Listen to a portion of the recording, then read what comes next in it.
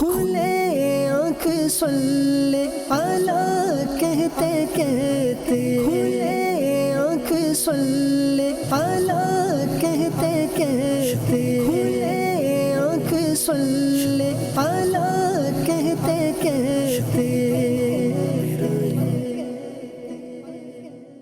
الحمدللہ رب العالمین والصلاة والسلام علی خاتم النبیین، اما بعد فاعوذ باللہ من الشیطان الرجیم، بسم اللہ الرحمن الرحیم۔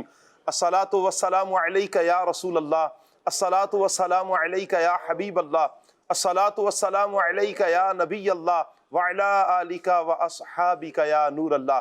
مدنی چینل کے ناظرین، پروگرام کھلے آنکھ صلی اعلیٰ کہتے کہتے میں آپ کو خوش آمدید کہتے ہیں۔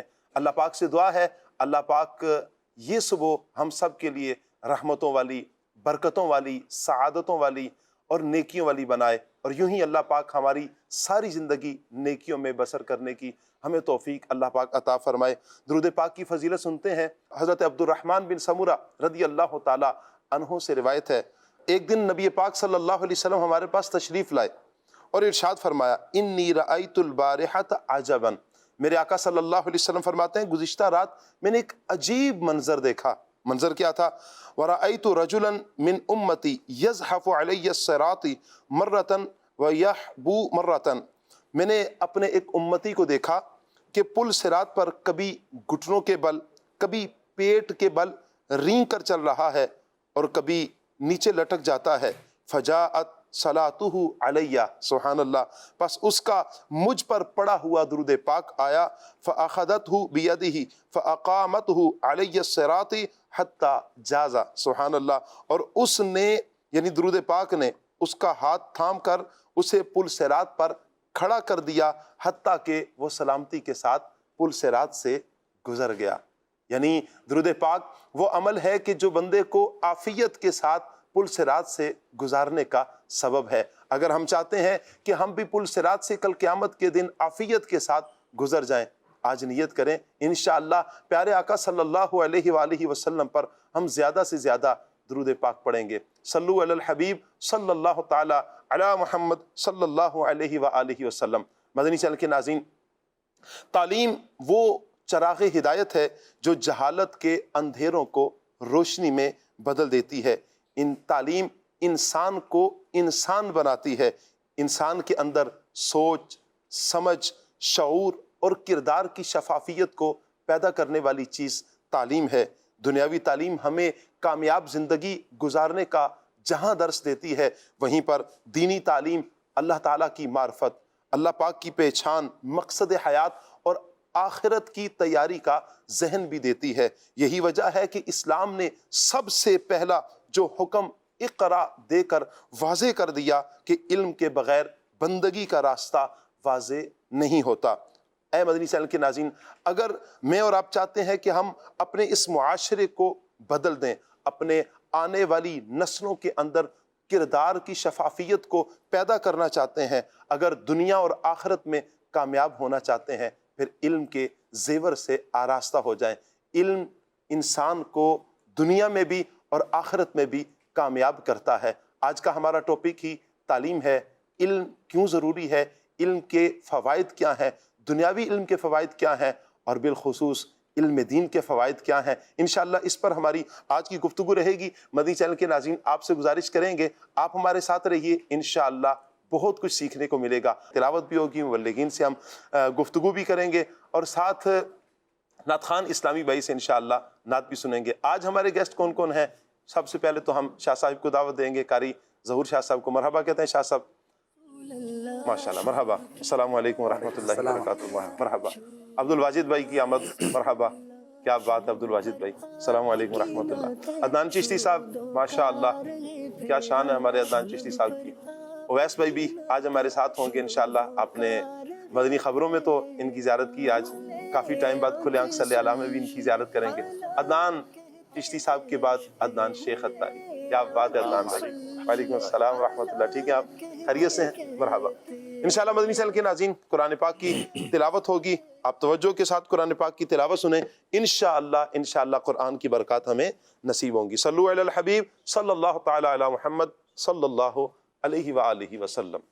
أعوذ بالله من الشيطان الرجيم بسم الله الرحمن الرحيم وإذا قيل لهم آمنوا كما آمن الناس قالوا أنؤمن كما آمن السفهاء ألا إنهم هم السفهاء ولكن لا يعلمون. آسان ترجمہ قرآن کنز العرفان. اور جب ان سے کہا جائے کہ تم اسی طرح ایمان لاؤ جیسے اور لوگ ایمان لائے تو کہتے ہیں کیا ہم بے وقوفوں کی طرح ایمان لائیں؟ سن لو بے شک یہی لوگ بے وقوف ہیں مگر یہ جانتے نہیں. تفسیر تعلیم القرآن. تم اس طرح ایمان لاؤ جیسے دوسرے لوگ یعنی صحابہ کرام رضی اللہ تعالی عنہم اجمعین ایمان لائے تو وہ اپنی نجی محفلوں میں کہتے ہیں کیا ہم بے وقوفوں کی طرح ایمان لائیں؟ ان کی تردید میں فرمایا کہ سن لو صحیح ایمان لانا ترک کر کے یہ منافق ہی حماقت کر سکتا ہے اور انہیں اپنی اس بے وقوفی کا علم بھی نہیں ہے. اہم بات صحابہ کرام رضی اللہ تعالی عنہم چونکہ مفاد پرست نہیں بلکہ مخلص مومن تھے، راہ خدا میں آنے والی مشکلات برداشت کرتے اور نبی کریم صلی اللہ تعالی علیہ وآلہ وسلم پر اپنی جان قربان کرنے کے لیے ہر وقت تیار رہتے تھے. یہ امور منافقوں کی نظر میں بے وقوفی تھے، حالانکہ یہ بے وقوفی نہیں بلکہ سراسر دانائی ہے. درس نمبر 1، صحابہ کرام رضی اللہ تعالی عنہم اجمعین کا ایمان بارگاہ الہی میں قابل قبول ایمان کا ایک معیار ہے. نمبر 2، دین داروں کو بے وقوف اور دقیانوسی خیالات والا کہنا منافقوں کی بڑی پرانی علامت ہے. وَإِذَا لَقُوا الَّذِينَ آمَنُوا قَالُوا آمَنَّا وَإِذَا خَلَوْا إِلَى شَيَاطِينِهِمْ قَالُوا إِنَّا مَعَكُمْ إِنَّمَا نَحْنُ مُسْتَهْزِئُونَ. آسان ترجمہ قرآن کنز العرفان. اور جب یہ ایمان والوں سے ملتے ہیں تو کہتے ہیں ہم ایمان لا چکے ہیں، اور جب اپنے شیطانوں کے پاس تنہائی میں جاتے ہیں تو کہتے ہیں کہ ہم تمہارے ساتھ ہیں، ہم تو صرف ہنسی مذاق کرتے ہیں. دوغلا پن منافقوں کا طرز عمل ہے، اس سے بچنا چاہیے. حدیث پاک میں ہے کہ تم بروز قیامت اللہ پاک کے نزدیک لوگوں میں بدترین اسے پاؤ گے جو دو منہ والا ہوگا، جو ان کے پاس اور منہ سے جائے اور ان کے پاس اور منہ سے. اللہ یستہزئ بہم ویمدہم فی طغیانہم یعمہون. آسان ترجمہ قرآن کنز العرفان. اللہ ان کی ہنسی مذاق کا انہیں بدلہ دے گا اور ابھی وہ انہیں مہلت دے رہا ہے کہ یہ اپنی سرکشی میں بھٹکتے رہیں. تفسیر تعلیم القرآن. اللہ تعالیٰ استہزاء یعنی مذاق مسخری کرنے اور تمام عیوب سے پاک ہے. یہاں جو اس کی طرف استہزاء کی نسبت ہے اس سے مراد منافقوں کے استہزاء کا بدلہ دینا ہے. منافقوں کو ان کے ہنسی مذاق کی اصل سزا تو آخرت میں ملے گی.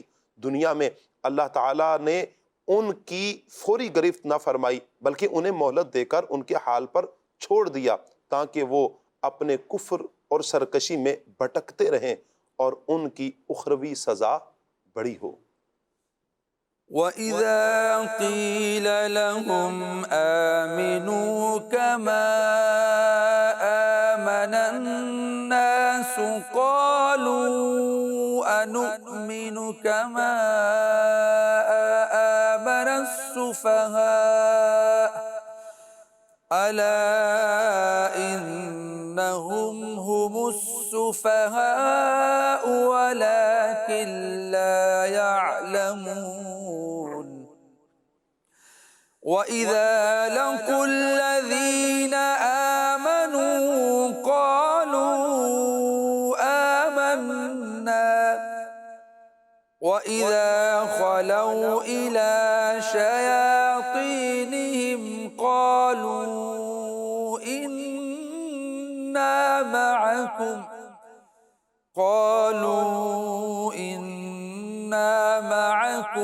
إِنَّمَا نَحْنُ مُسْتَهْزِئُونَ اللَّهُ يَسْتَهْزِئُ بِهِمْ وَيَمُدُّهُمْ فِي طُغْيَانِهِمْ يَعْمَهُونَ صدق اللہ العظیم۔ جزاک اللہ، جزاک اللہ۔ اللہ پاک نور قرآن سے ہم سب کے سینوں کو منور فرمائے اور قرآن کے مطابق اللہ تعالی ہمیں اپنی زندگی گزارنے کی توفیق عطا فرمائے۔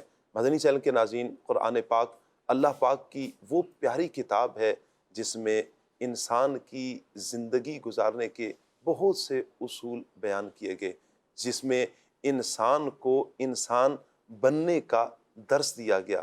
اسی قرآن میں اللہ تعالیٰ نے ہمیں تعلیم فرمائی ہے کہ ہم نے عبادات کیسے کرنی ہے۔ اسی قرآن میں ہمیں تعلیم کی گئی کہ ہم نے اپنے آپ کو گناہوں سے کیسے بچانا ہے، کون سے نیک اعمال کرنے ہیں، اپنی زندگی کو کس طرح گزارنا ہے۔ یہی میرے رب کا پیارا قرآن ہے۔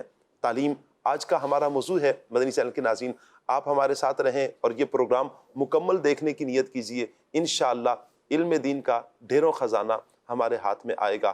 اللہ تعالیٰ ہم سب کو دونوں جہانوں کی بھلائیاں عطا فرمائے۔ عدنان چشتی صاحب ہمارے ساتھ ہیں، مرحبا کہتے ہیں پہلے تو حضور آپ کو، اللہ آپ کو جزائے خیر عطا فرمائے۔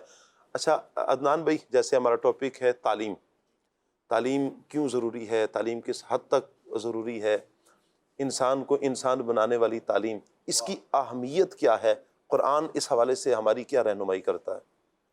الحمدللہ رب العالمین والصلاة والسلام علی سید المرسلین، اما بعد فاعوذ باللہ من الشیطان الرجیم، بسم اللہ الرحمن الرحیم۔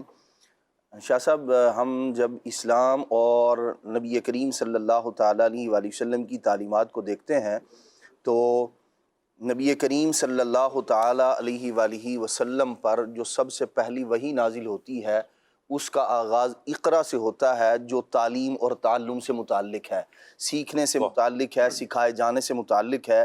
اور جب نبی رحمت صلی اللہ تعالیٰ علیہ وآلہ وسلم کو دیکھتے ہیں تو اللہ کے پیارے نبی صلی اللہ تعالیٰ علیہ وسلم فرماتے ہیں اللہ کریم نے مجھے معلم بنا کر بھیجا ہے۔ اور جب ہم نبی پاک علیہ السلام کے مبارک وصف کو، ایک تو معلم بن کر آئے، وحی کا آغاز جو ہے وہ اقرا سے ہے، پڑھو سے ہے، اور اسی طرح جب ہم نبی پاک علیہ السلام کے وہ جو معلم ہونے کا جو وصف ہے جب اس کو دیکھتے ہیں تو وہ ہمیں بتاتا ہے کہ قرآن مجید میں ہے وَيُعَلِّمُهُمُ الْكِتَابَ وَالْحِكْمَةَ وَيُزَكِّيهِمْ۔ نبی پاک علیہ السلام حکمت و دانائی بھی سکھاتے ہیں، آپ دانش مندی بھی عطا فرماتے ہیں، اور سرکار صلی اللہ تعالیٰ علیہ وآلہ وسلم کے ذریعے ہی اللہ کریم لوگوں کو حکمت سے بھی نوازتا ہے۔ یہ ساری کی ساری چیزیں ہمیں بتاتی ہیں کہ جس دین سے ہم متعلق ہیں، نبی پاک علیہ السلام کا جو مبارک دین ہے، اسلام ہے، اس میں تعلیم کی، علم کی، سیکھنے کی، سکھانے کی کس قدر اہمیت ہے۔ حضور علیہ السلام کے بے شمار اوصاف میں سے جس کو اللہ کے پیارے محبوب علیہ السلام نے خود ہائی لائٹ فرمایا ہے وہ یہ ہے کہ اللہ کریم نے مجھے معلم بنا کر بھیجا ہے۔ تو یہ ساری کی ساری چیزیں ہمیں بتاتی ہیں کہ اس دین میں جہالت، ناآشنائی، علم سے نابلد ہونا، اس کی کوئی گنجائش اور جگہ نہیں ہے۔ اچھا، بلکہ یہ وہ دین ہے جو ہمیں دانائی، دانشمندی، علم اور تعلم سے جوڑتا ہے۔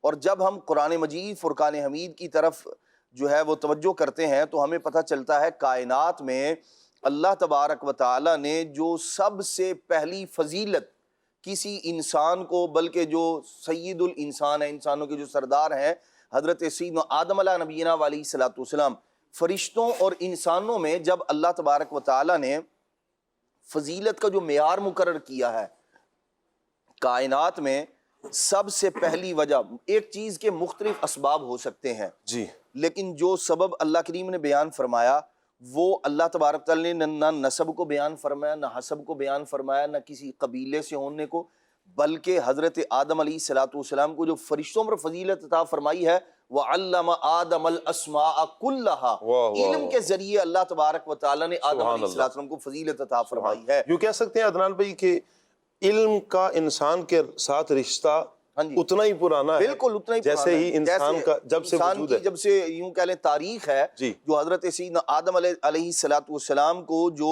ان کے وجود پاک کے بعد جو فرشتوں پر فضیلت دی جا رہی ہے، اس کا ذریعہ یعنی کائنات میں فضیلت دیے جانے کا سب سے پہلا معیار جو اللہ کریم نے بیان فرمایا ہے اس کو تعلیم، وہ علم سے متعلق ہے۔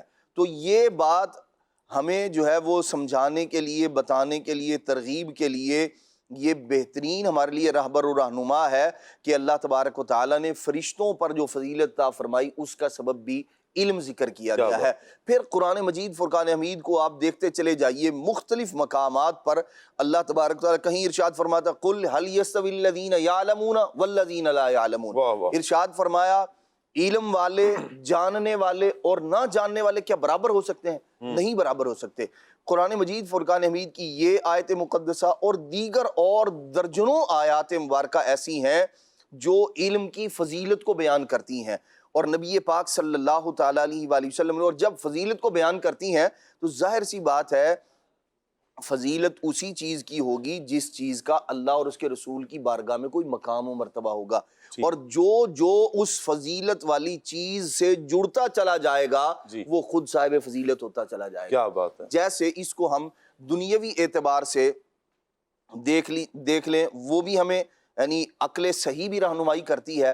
جیسے مثال کے طور پر ایک جگہ ایک کارخانے میں بنی ہوئی دو ٹائلیں، ایک کو آپ مسجد میں لگاتے ہیں اور ایک کو آپ گھر میں لگاتے ہیں اپنے، دونوں کی قیمت ایک ہی ہے، لیکن ایک جگہ آپ جوتے اتار کے جاتے ہیں اور دوسری جگہ جوتے پہن کے جاتے ہیں۔ پتہ یہ چلا وہ جو مسجد والی جگہ تھی جب اس ٹائل کو نسبت اس سے ہوئی تو اب لام ہے ایک ہی جگہ، آپ بولے جی میں ایک ہی جگہ سے لے کر آیا ہوں، ایک ہی دکان سے خریدی، ایک ہی طرح کی ہے، لیکن جب وہ فضیلت والی جگہ سے جڑ گئی تو وہ خود بھی فضیلت والی بن گئی۔ کیا بات ہے! ایسے ہی آپ دیکھیے بندہ نماز یہاں ادا کرتا ہے اور وہی جو صورتیں پڑھتا ہے، وہی صورتیں، وہی نماز، وہی 2 رکعت نوافل جب وہ کعبۃ اللہ المشرفہ کے سامنے پہنچ کر ادا کرتا ہے، مسجد حرام کے اندر ادا کرتا ہے، نماز وہی ہے، وقت وہی ہے، قرآن وہی ہے، اتنا ہی وقت اس نے لگایا۔ ایسا نہیں کہ اب وہاں اس نے 2 قرآن ختم کر دیے، بلکہ جو یہاں پڑھتا تھا وہی وہاں پڑھا ہے، لیکن اب چونکہ اس کی نماز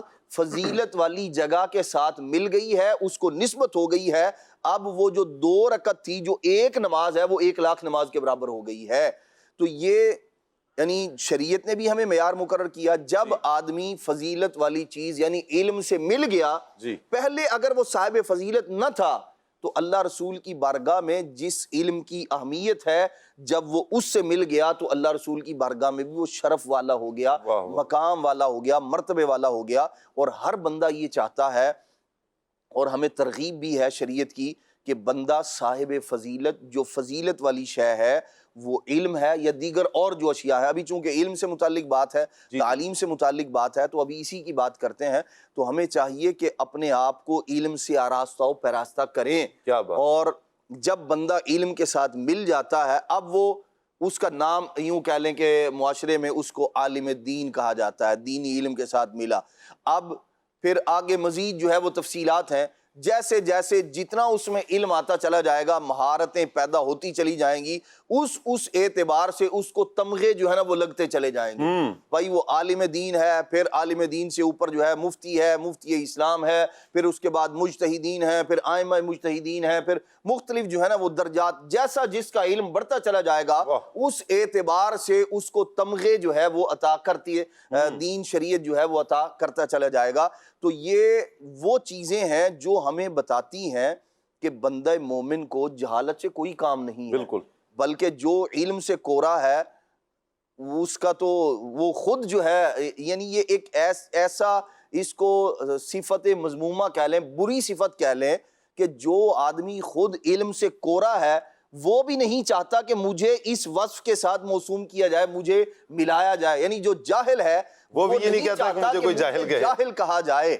لیکن جو بندہ، ظاہر سی بات ہے، جب وہ علم سے نابلد ہے تو جب وہ علم نہیں رکھتا، بلکہ بعض بزرگان دین تو یہ فرماتے ہیں کہ انسان وہی ہے جو علم والا ہے، عالم ہی انسان ہوتا ہے. تو ہمیں چاہیے کہ جو ہمارے حصے کا علم ہے پھر بندہ اس کے اندر تقسیم کر لیتا ہے. یہ انشاءاللہ الرحمن آگے چل کے عرض کریں گے. سیکھتا ہے، کوشش کرتا ہے، انسان اپنی کوشش کو جاری رکھے اور سیکھنے کی کوشش کرے، ذہن بنائے، فضائل پڑھے. انشاءاللہ ہم سیکھنے کی طرف آئیں گے. قرآن پاک کی کئی آیات بینات ہیں جو علم کی فضیلت کو بیان کرتی ہیں. علماء کی فَاسْأَلُوا أَهْلَ الذِّكْرِ إِن كُنتُمْ لَا تَعْلَمُونَ، اہل ذکر کے پاس، اہل علم کے پاس جانے کا ہمیں حکم دیا گیا. انما یغش اللہ من عبادہ العلماء، جو اللہ کا ڈر رکھتے ہیں، رحمان کا ڈر رکھتے ہیں اللہ کے بندوں میں، وہ علماء ہیں. علماء کی فضائل بیان کیے گئے، علم کے فضائل بیان کیے گئے. اللہ اکبر. تو اس طرح ہم اپنا ذہن بنائیں. پھر نبی رحمت صلی اللہ تعالیٰ علیہ وآلہ وسلم کی مبارک زندگی کو دیکھیں. میرے آقا صلی اللہ علیہ وآلہ وسلم کی فرامین ہمارے زندگی کے جتنے بھی شعبہ جات ہیں ان میں ہماری رہنمائی کے لیے بہترین اصول میرے آقا صلی اللہ علیہ وسلم نے بیان فرمایا ہے. احادیث میں جہاں بہت سی چیزوں کے فضائل، کمالات بیان کیے گئے ہیں، وہاں پر علم کے فضائل، علم کی کمالات کو بھی بیان کیا گیا. میں چاہوں گا عبد الواجد بھائی اس پر جو علم کے فضائل پر میرے آقا صلی اللہ علیہ وسلم کے فرامین ہیں، اس پر آپ کچھ ارشاد فرمائیں. بسم اللہ الرحمن الرحیم. شاہ صاحب، علم کی فضیلت کے لیے جی یہی کافی ہے کہ اس دین اسلام میں یا تو اس کو فضیلت حاصل ہے جو علم والا ہے، جی، یا اس کو فضیلت حاصل ہے کہ جو اس علم پر عمل کرتا ہے، علم کے مقتضا پر عمل کرتا ہے. تو اللہ رب العزت جہاں حی ہے، قیوم ہے، رازق ہے، خالق ہے، وہیں اس کی صفات میں سے ایک صفت علیم بھی ہے. جیسا کہ وہ فرماتا ہے، کہیں فرماتا ہے انی اعلم ما لا تعلمون، کہیں فرماتا ہے علیم بذات الصدور. تو اللہ رب العزت کی جو صفات کمالیاں ہیں، جی، ان صفات میں سے ایک صفت علم ہے. اور اللہ تعالیٰ جس کو اپنا قرب عطا فرماتا ہے اس کو اس صفت میں سے حصہ عطا فرماتا ہے. واہ واہ واہ واہ واہ. جو اس کے جتنا زیادہ قریب ہوتا ہے وہ اتنا ہی زیادہ علم والا ہوتا ہے. قرب کا مطلب کچھ پہلے تھوڑا بتا دیجئے نا، کیا قرب کا مطلب ہے؟ مطلب یہ ہے کہ اللہ تعالیٰ اس کو اپنی ذات و صفات کا ایسا شعور عطا فرماتا ہے کہ وہ اس میں محو ہو جاتا ہے، اللہ کی پہچان، اللہ کی پہچان میں محو ہو جاتا ہے. وہ اس سے ڈرتا ہے، وہ اس سے امید لگاتا ہے، وہ اسی کی طرف متوجہ رہتا ہے، وہ اسی کو یاد کرتا ہے. جی، تو یہ قرب ہے. جی، تو اللہ تعالیٰ جسے قرب عطا فرماتا ہے اس کو علم عطا فرماتا ہے. صحیح. اور اس کی بہترین مثال انبیاء کرام ہیں علیہم کہ وہ اللہ تعالیٰ کے ساتھ، اللہ تعالیٰ کے قریب ہیں، اور وہ جتنے قریب ہیں اتنے ہی بڑے عالم ہیں. اور پھر ہر نبی کا درجہ اس کے، اللہ نے جو اس کو درجہ عطا فرمایا ہے اس کے مطابق ہے. اور اس میں جو ایک خاص بات ہے وہ اس کا اللہ تعالیٰ کی ذات و صفات کا علم ہے. نبی کریم صلی اللہ علیہ وسلم اللہ تعالیٰ کی ذات اور اس کی صفات کو سب سے زیادہ جاننے والے ہیں، اور یہی وجہ ہے کہ وہ اللہ تعالیٰ سے سب سے زیادہ خوف رکھنے والے ہیں. خائفین میں جو سب سے زیادہ بڑا درجہ ہے وہ آقا دو عالم صلی اللہ تعالیٰ علیہ وسلم کو عطا فرمایا گیا. سبحان. اچھا، اس کے بعد ایک اور بات یہ، عدنان بھائی نے بڑی خوبصورت بات ارشاد فرمائی کہ علماء فرماتے ہیں کہ اصل انسان ہی وہ ہے جو عالم ہے. اس کی وجہ کیا ہے، اس کے پیچھے راز کیا ہے؟ تو علماء نے ہی اس راز کو کھولا کہ دیکھیں، اللہ تعالیٰ نے جو انسان کو پیدا فرمایا تو اس کو پیدا کر کے اس کو ایک مقصد حیات عطا فرمایا. جی. اور وہ مقصد حیات کیا ہے؟ وَمَا خَلَقْتُ الْجِنَّ وَالْإِنسَ إِلَّا لِيَعْبُدُونَ. صحیح. اور ہم نے جن اور انسان کو اپنی عبادت کے لیے پیدا فرمایا. جی. اب آپ یہ دیکھیں کہ جو چیز جس کام کے لیے بنائی گئی ہے اگر اس کام میں وہ صرف ہو جائے تو ہم کہتے ہیں کہ یہ چیز مفید اور کارآمد ہے. جی. لیکن اگر وہ چیز اس کام میں نہ آئے تو ہم کہتے ہیں کہ یہ کسی کام کی نہیں. جی. آپ صحرا میں ہیں جی. اور آپ کے پاس بہت سا سونا اور چاندی ہے لیکن صحرا میں بھوک پیاس کی شدت ہے، آپ کے پاس کھانے کو کچھ نہیں. اب وہ سونا چاندی آپ کے کیا کس کریں کام گے؟ جی. تو اب وہ سونا چاندی کسی کام کا نہیں.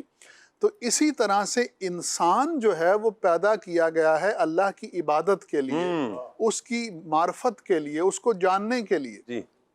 تو اب جو انسان عبادت سے محروم ہے، اللہ کی معرفت سے محروم ہے، تو وہ کس بات کا انسان ہے؟ اللہ. اور یہاں پر بات یہ ہے کہ اللہ تعالیٰ کی معرفت سے محروم وہی شخص ہے جو علم سے محروم ہے. اللہ اکبر. شیخ سعدی رحمۃ اللہ تعالی علیہ نے کیا خوب فرمایا، از پہ علم چو شمع باید گداخت کہ بے علم نتواں خدا را شناخت. کہ علم کے پیچھے شمع کی طرح پگھلنا چاہیے.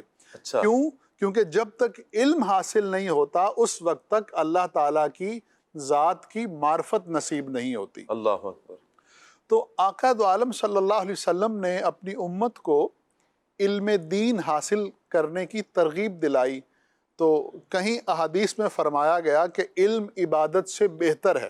جی. ایک جگہ فرمایا گیا کہ ایک فقی شیطان پر 1000 عابدوں سے بھاری ہوتا ہے. اللہ اکبر. فقی سے مراد عالم دین، وہ عالم دین کے جو علم دین میں ماہر ہوتا ہے، جس کو علم کا، جس کو دین کا تفقہ، صحیح فہم حاصل ہوتا ہے، اس کو فقی کہا جاتا ہے. اور عابد کہا جاتا ہے اس شخص کو کہ جو عبادت گزار ہوتا ہے، جو عبادت میں مصروف رہتا ہے لیکن اس کو علم نہیں ہے.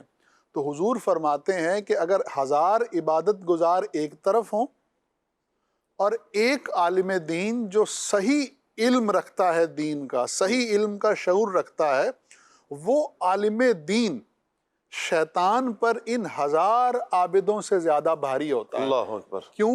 کیونکہ 1000 عبادت گزار جو علم سے محروم ہے وہ مل کر بھی شیطان کا مقابلہ نہیں کر سکتے. شیطان ان پر حاوی آ جاتا ہے. جی. لیکن ایک عالم دین کہ جو فقی ہو وہ شیطان پر ایسا غالب آتا ہے کہ جہاں وہ عالم دین ہوتا ہے اس گلی سے وہ شیطان گزرتا بھی نہیں. اللہ اکبر. اس کی بہترین مثال حضرت عمر واہ واہ واہ واہ. خطاب رضی اللہ تعالیٰ عنہ کہ جن کے بارے میں حضور فرماتے ہیں کہ اے عمر، تم جس گلی سے گزرتے ہو وہاں سے شیطان بھاگ جاتا ہے. اللہ او کما قال صلی اللہ علیہ وسلم. تو ایک فقی جو ہے وہ شیطان پر 1000 عابدوں سے زیادہ بھاری ہوتا ہے. اسی طرح علماء دین اللہ تعالیٰ کے وہ برگزیدہ بندے ہیں کہ جو نہ صرف خود اللہ تعالیٰ کے پسندیدہ ہیں، جی، بلکہ جو ان کی محفل اور مجلس میں بیٹھتا ہے اللہ تعالیٰ ان کو بھی پسند فرماتا ہے. سبحان اللہ. ایک حدیث مبارکہ میں فرمایا کہ عالم دین کے چہرے کی زیارت بھی عبادت ہے. سبحان اللہ. اللہ اکبر. کیا بات. آپ اندازہ لگائیں کہ وہ شخصیت کہ جس کے چہرے کو دیکھنا عبادت ہو جائے تو وہ شخصیت خود اس کا اللہ کی بارگاہ میں کیا مقام ہوگا. سبحان اللہ. اسی طرح سے اور بہت سی احادیث. ایک حدیث میں فرمایا کہ جو عالم دین ہوتا ہے سمندر کی مچھلیاں اس کے لیے مغفرت کی دعا کرتی ہیں. کیا بات ہے. یعنی عالم دین اپنے گھر میں بیٹھا ہے یا وہ سو رہا ہے، جی، یا وہ کسی اور کام میں مصروف ہے، لیکن اللہ رب العزت نے اس کو یہ فضیلت عطا فرمائی ہے کہ سمندر کے اندر موجود مچھلیاں بھی اس کے لیے مغفرت کی دعا کر رہی ہو. کیا بات ہے. کیا بات. تو اس ساری ڈسکشن کا لب لباب یہ ہے کہ اصل انسان وہی ہے جو عالم دین ہے. سبحان اللہ. کوشش کریں ہم کہ ہم علم دین حاصل کریں، اور اگر وہ وقت گزر گیا ہے کہ جس میں ہم عالم بن سکتے ہیں تو اتنا تو ہو سکتا ہے نا کہ ہم عالم دین کی صحبت میں بیٹھیں. کیا بات. اس کی مجلس میں بیٹھیں، وہ جو بات کرے اس بات کو غور سے سنیں اور اس کو سن کر اس پر عمل کرنے کی کوشش کریں. کیا بات. اور علماء دین کی صحبتیں مفت میں میسر ہوتی ہیں، کیا بات اس کے لیے پیسے نہیں دینے پڑتے، سبحان اللہ، بس آپ کو وقت نکالنا ہوتا ہے۔ جی جمعے کے دن اگر آپ وقت پر پہنچ جاتے ہیں اور علامہ صاحب کا بیان یہ بہت سے خطبا جو جمعہ پڑھاتے ہیں، بہت سے علماء کے دل کا درد آپ بیان کرنے لگے جی تو اگر آپ جمعے کے دن وقت پر پہنچ جائیں جی اور علامہ صاحب کا بیان سن لیں جی، تو آپ عالم دین کی صحبت میں بیٹھے ہیں۔ واہ، فجر کی نماز کے بعد جو درس قرآن ہو رہا ہے، اگر آپ اس کو سننے کے لیے بیٹھ جاتے ہیں تو آپ عالم دین کی صحبت میں بیٹھے ہیں۔ عشاء کی نماز کے بعد جو درس قرآن یا درس حدیث ہوتا ہے، اس میں اگر آپ 5-10 منٹ بیٹھ جاتے ہیں تو آپ عالم دین کی صحبت میں بیٹھے ہیں۔ اور پھر علماء کا فیضان میں قربان جاؤں ثاقب سبحان بھائی، اللہ، کہ علماء اللہ تعالیٰ کی وہ پیاری مخلوق ہیں کہ جن کا فیضان نسلوں تک باقی رہتا کیا ہے، بات ہے، واہ واہ، جن کا فیضان نسلوں تک باقی رہتا ہے، اور کچھ نہ ہو، عالم دین کی محبت ہو اور اس کی تعظیم ہو، تو علماء فرماتے ہیں کہ اللہ کی رحمت سے یہ امید ہے کہ جو شخص علماء سے محبت کرتا ہے اور ان کی تعظیم کرتا ہے تو وہ اگرچہ خود عالم نہ بن سکے، اللہ اس کی اولاد میں عالم دین پیدا فرما دے گا۔ کیا اور یہ بات، بالکل واہ ایک واہ، تجربے کی بات ہے کہ جو شخص علماء دین سے محبت کرتا ہے تو اس کے دل میں یہ بات ڈال دی جاتی ہے کہ مخلوق میں سب سے اعلیٰ اور سب سے افضل اور سب سے اچھے اور رول ماڈل علماء دین ہیں، تو اس کے دل میں یہ بات ڈال دی جاتی ہے کہ میں اپنے بچوں کو یا اپنے بچوں میں سے کسی ایک کو ضرور عالم دین بناؤں گا۔ کیا بات ہے، اور جن کو علماء دین کی محبت نصیب نہیں ہوتی تو جہاں ان کو بہت سی محرومیاں ملتی ہیں، ان میں سے ایک محرومی یہ بھی ہوتی ہے کہ وہ خود بھی علم دین سے محروم رہتا ہے، اور معاذ اللہ اکثر اوقات اس کی اولاد بھی علم دین سے محروم رہتی ہے۔ اس کا نقصان اس انداز میں بھی نظر آتا ہے عبد الواجد بھائی کہ جس وقت نہ تو خود علم حاصل کیا، جی نہ ہی اپنی اولاد کو دین کی طرف راغب کیا، ذہن یہ بنا لیا کہ بس دنیا ہی سب کچھ ہے، آخرت کے بارے میں نہیں سوچا، اس کے نقصانات پھر یوں بھی ہوتے ہیں کہ والد اکثر اوقات پھر اولڈ ہاؤس میں نظر آتے ہیں، پھر والدہ کی چارپائی، والد کی چارپائی جنازے کی سامنے پڑی ہے، لیکن بیٹے کو جنازہ پڑھنا بھی نہیں آتا کہ کس انداز میں پڑھا جاتا ہے۔ اچھا بعض اوقات تو وہ آنا بھی شاید نصیب نہ ہوتا ہو کہ اتنے دور ہو چکے ہیں۔ بڑی پیاری بات ایک مرتبہ عبدالحبیب بھائی نے کی تھی کہ جب اولاد ڈاکٹر بنتی ہے، انجینئر بنتی ہے، تو پھر والدین ڈرتے ہیں کہیں ناراض نہ ہو جائیں، بچہ ناراض نہ ہو جائے، بچے ناراض نہ ہو جائیں، لیکن جب بچہ عالم بنتا ہے تو پھر عالم ڈرتا ہے کہیں والدین ناراض نہ ہو جائیں، کیونکہ عالم کو پتہ ہے، عالم جانتا ہے کہ والدین ناراض ہوئے تو پھر میرا سب کچھ ختم ہو جائے گا، میرا سب کچھ برباد ہو جائے گا۔ کیوں؟ رب ناراض ہو جائے گا، رب کا رسول ناراض ہو جائے گا۔ اور عالم جانتا ہے کہ اگر میں اللہ اور اس کے رسول کی رضا چاہتا ہوں اور ملنے کا جو سبب ہے کہاں سے ملے گی، وہ والدین کی رضا میں ہے، تو یہ عالم جانتا ہے۔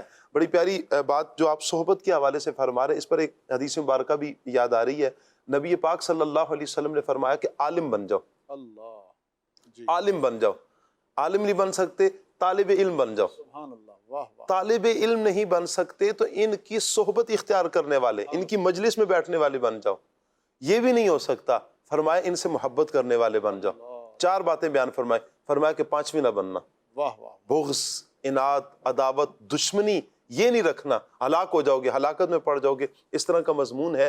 تو یہ چار باتیں ہم دیکھ لیں کہ ہمارے اندر ہیں، یا تو سب سے پہلے عالم بن جائے، علم دین کی طرف ہم راغب ہو جائیں، عالم بن جائیں، عالم نہیں بن سکتے پھر طالب علم بن جائیں، سیکھنے کی جستجو، کوشش، تڑپ، لگن اس میں لگ جائیں، وگرنہ یہ بھی نہیں ہو سکتا، کم سے کم ان کی صحبت اختیار کر لیں۔ جو ذرائع ہیں، جیسے ایک جمعۃ المبارک کا عبدالواجد بھائی نے بیان کیا ہے کہ جمعۃ المبارک میں ہی اگر ہم پہلے پہل میں آ کر بیٹھ جاتے ہیں، پھر درس و بیان کا سلسلہ ہوتا ہے تو ہم یوں بھی کر سکتے ہیں کہ ہم کسی درس بیان میں شرکت کریں، علم کی مجلس میں ہم شریک ہو جائیں۔ پھر چوتھی بات یہ کہ ان سے محبت کرنے والے بن جائیں، ضرور محبت ہمارے دلوں میں، اور بحمد اللہ تعالیٰ مسلمانوں کی ایک بہت بڑی تعداد ہے جو علماء سے وللہ الحمد دل سے محبت کرتی ہیں. بڑے بڑے بادشاہوں کے نام لے کر بھی بعض اوقات بندہ عقیدت کا اظہار نہیں کرتا، لیکن امام مسجد کے ہاتھ چوم رہا ہوتا ہے. یہ ایسا نہیں ہے کہ تنہائی میں وہ کچھ یا پس پردہ وہ کچھ اور امام کے بارے میں کہہ رہا ہوگا، کرتا ہے تو دل سے تعظیم کرتا ہے، احترام کرتا ہے، محبت کرتا ہے. یہ اللہ تعالیٰ نے محبت ڈالی ہے. علماء کی محبت لوگوں کے دلوں میں آج جو ہمیں نظر آتی ہے، یہ رب تعالیٰ کا فضل ہے. اچھا، پھر اس کے علم حاصل کرنے کے بہت سے فوائد ہیں.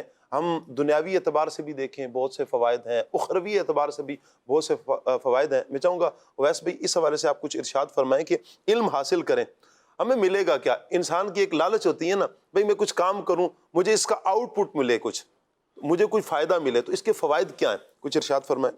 بسم اللہ الرحمن الرحیم. شاہ صاحب، علم حاصل کرنے کے دنیاوی فوائد بھی بے شمار ہیں، بے شمار. دینی اعتبار سے تو فوائد ہیں، بالخصوص علم دین حاصل کرنے کے دنیاوی فوائد بھی بہت زیادہ ہیں. جی. یہ انسان کی شخصیت، اس کے کردار، اس کی کامیابی جی. اور روزمرہ کی جو اس کی زندگی ہے اس کے ہر پہلو کو بہتر بھی بناتا ہے، نمایاں بھی بناتا ہے. جی.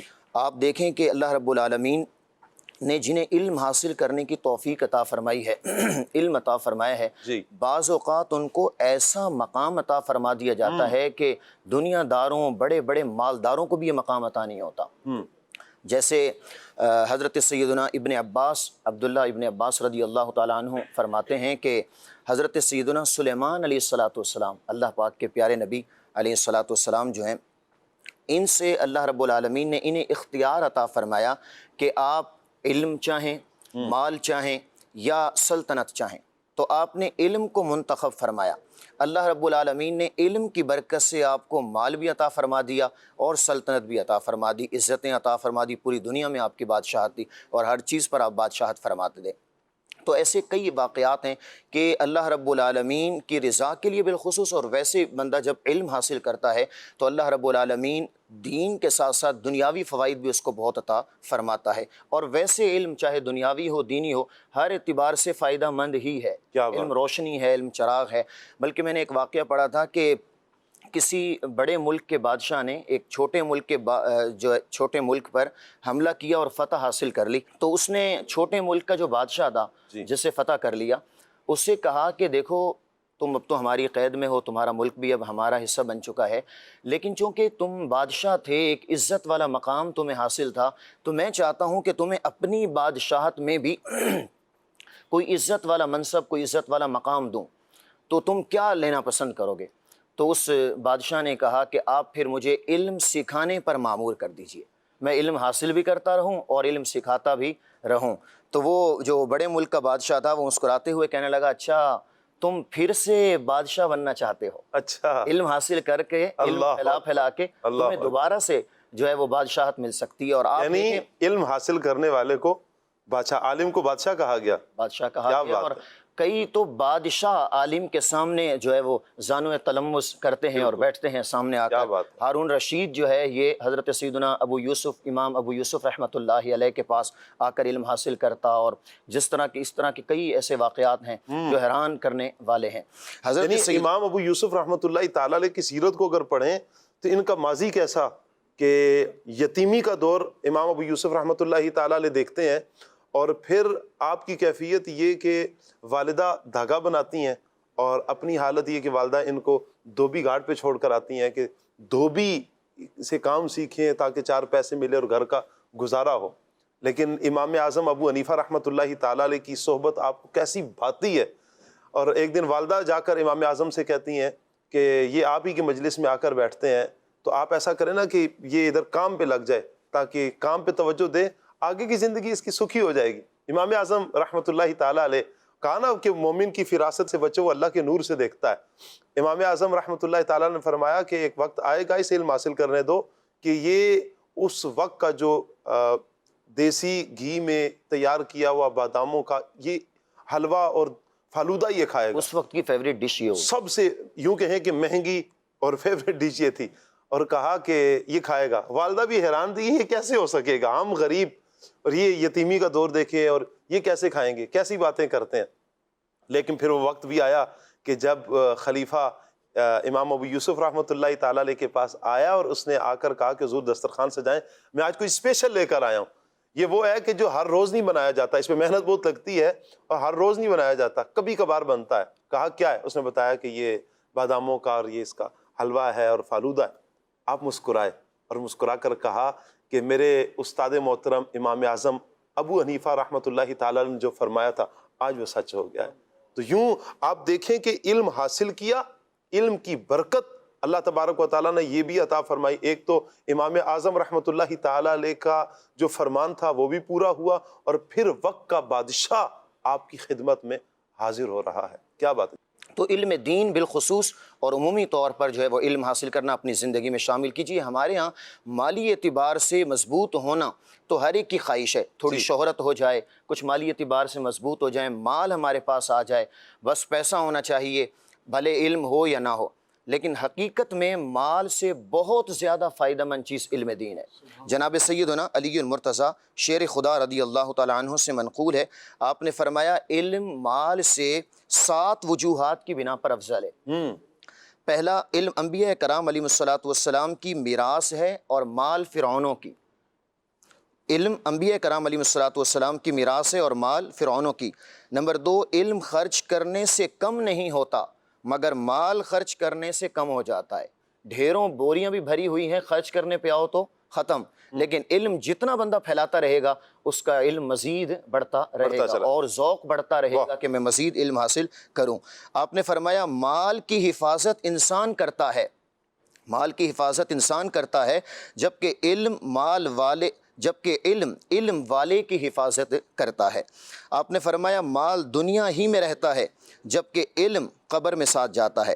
مال مومن اور غیر مسلم دونوں کو حاصل ہوتا ہے مگر علم دین صرف مومن کو حاصل ہوتا ہے۔ سب لوگ اپنے دینی معاملے میں عالم کے محتاج ہیں، مالدار کے نہیں۔ ہر معاملے میں جی، بالخصوص دینی معاملے میں مالدار کے تو محتاج نہیں ہے، اس کو ہو سکتا ہے خود معلوم نہ ہو علم، کبھی ختم بھی ہو سکتا ہے مال اس کا، ایسا ہی ہے، کہیں نہ کہیں ختم ہو جائے گا تو پھر کیا محتاجی رہے گی اس کے پاس، لیکن علم کی محتاجی تو رہے گی۔ ایسا ہی ہے۔ علم سے پل صراط پر گزرنے میں قوت حاصل ہوگی اور مال اس میں رکاوٹ پیدا کر سکتا ہے۔ آپ دیکھیں کہ پل صراط کی جو منظر بیان کیے گئے کہ جس کے پاس مال موجود ہے وہ اپنے لیے انتظار کر رہا ہے کہ میں جنت میں جاؤں، میرا حساب کتاب خیر سے ہو جائے، جنت میں داخلہ ہو جائے، اور جو علم والا ہے اس کے لیے فرمایا کہ جنت کے دروازے پر اسے روک دیا جائے گا کہ آپ جسے چاہیں جنت میں داخل کر دیں۔ کیا بات ہے، ہم سب کو ہمیشہ علم دین حاصل کرنے کی توفیق۔ آمین آمین۔ اور علم سے ایسی وابستگی اللہ پاک عطا فرمائے کہ ہم پھر اس کے ساتھ جڑے رہیں اور ایسے جڑیں تاکہ اپنا کردار بھی سنورے، ہمارے ساتھ منسلک ہونے والے جو افراد ہیں ان کے اندر بھی ایک مثبت چینج آئے۔ علم کا سب سے بڑا فائدہ یہ ہے کہ علم انسان کے کردار کو سنوارتا ہے، انسان کو انسان، جیسے میں نے انٹرو میں بھی کہا کہ انسان کو انسان بناتا ہے، واقعتاً انسان۔ اگر انسان کے اندر علم نہیں ہے، آپ بتائیں نا، تو پھر شعور نہیں ہے، علم نہیں ہے، تو وہ پھر درندگی کی طرف جاتا ہے، وہ وحشیت کی طرف جاتا ہے، پھر انسان اپنی انسانیت کھو بیٹھتا ہے۔ پھر آپ مناظر دیکھتے ہیں کہ بھائی بھائی کا گلا کاٹ رہا ہوتا ہے، کہیں کیا ظلم کر رہا ہوتا ہے، کبھی کس پر ظلم ڈھا رہا ہوتا ہے، کبھی گھر والوں پہ ظلم، کبھی بچوں پر ظلم، کبھی والدین پہ ظلم، کبھی محلے والوں پر ظلم، تو طرح طرح سے ظلم کے پہاڑ ڈھائے جا رہے ہوتے ہیں۔ یہ کیا ہے؟ انسان اپنی انسانیت کو بھول جاتا ہے، اپنے کہا جاتا ہے نا کہ یہ فرعون بن چکا ہے، فرعونیت اپنے اندر لے آتا ہے۔ کیوں؟ وجہ کیا ہے؟ وجہ یہ ہے کہ علم سے دوری ہے۔ اچھا، پھر علم تو ہے لیکن عمل نہیں ہے، یہ بھی ایک بہت بڑا نقصان ہے۔ ہمارے پاس عدنان بھائی ایک سوال بھی آیا ہے اسی سے متعلق ہے کہ علم تو ہے لیکن عمل نہیں ہے، اس کا پھر کیا کوئی فائدہ ہے؟ علم تو حاصل کر لیا لیکن پھر اس علم پر عمل نہ کیا۔ شاہ صاحب دیکھیں، بعض چیزوں کے اعتبار سے اگر دیکھا جائے تو بعض چیزوں کا علم جو ہے وہ بندے کو فائدہ دیتا ہے۔ جی، جیسے مثال کے طور پر بعض چیزوں کے حوالے سے، ویسے اگر دنیاوی اور اخروی اعتبار سے دیکھا جائے تو فلاں چیز جو ہے وہ آپ کو نقصان دے گی، اب بندہ اس سے یوں بچ جاتا ہے کہ میں اس کے قریب نہ جاؤں، یہ مجھے نقصان دے گی. یہ تقریباً ہر بندے کو علم ہے کہ اگر آپ سوئچ آن کر کے اور اس کو ہاتھ لگائیں گے تو اس کے بعد کیا ہوگا، اس کا علم سب کو ہے. تو اب یہ علم یوں فائدہ دے گا کہ آپ یہ کام نہیں کریں گے. لیکن اگر اخروی اعتبار سے دیکھا جائے، ایک بندے کو یہ پتا ہے کہ یہ چیز حلال ہے، یہ حرام ہے، اب اس نے حلال حرام کی تمیز کو ختم کر دیا ہے. جس چیز سے شریعت نے روکا ہے اس سے اس نے روکنا نہیں ہے، باوجود یہ کہ جانتا ہے کہ سود حرام ہے اور پھر بھی سودی کاروبار کر رہا ہے یا لے رہا ہے. تو اب یہ علم تو ہے اس کو، لیکن یہ علم اس کو فائدہ نہیں دے رہا. اور ایسا علم کہ جو یوں بے فائدہ بے نفع اس نے کر دیا ہے، وہ حقیقت کے اعتبار سے علم تو تھا فائدہ مند، یہ اس کی ہے بے عملی کہ جو اس کو بعض اوقات جہنم کے گہرے گڑھے میں لے جانے کا سبب بن سکتی ہے.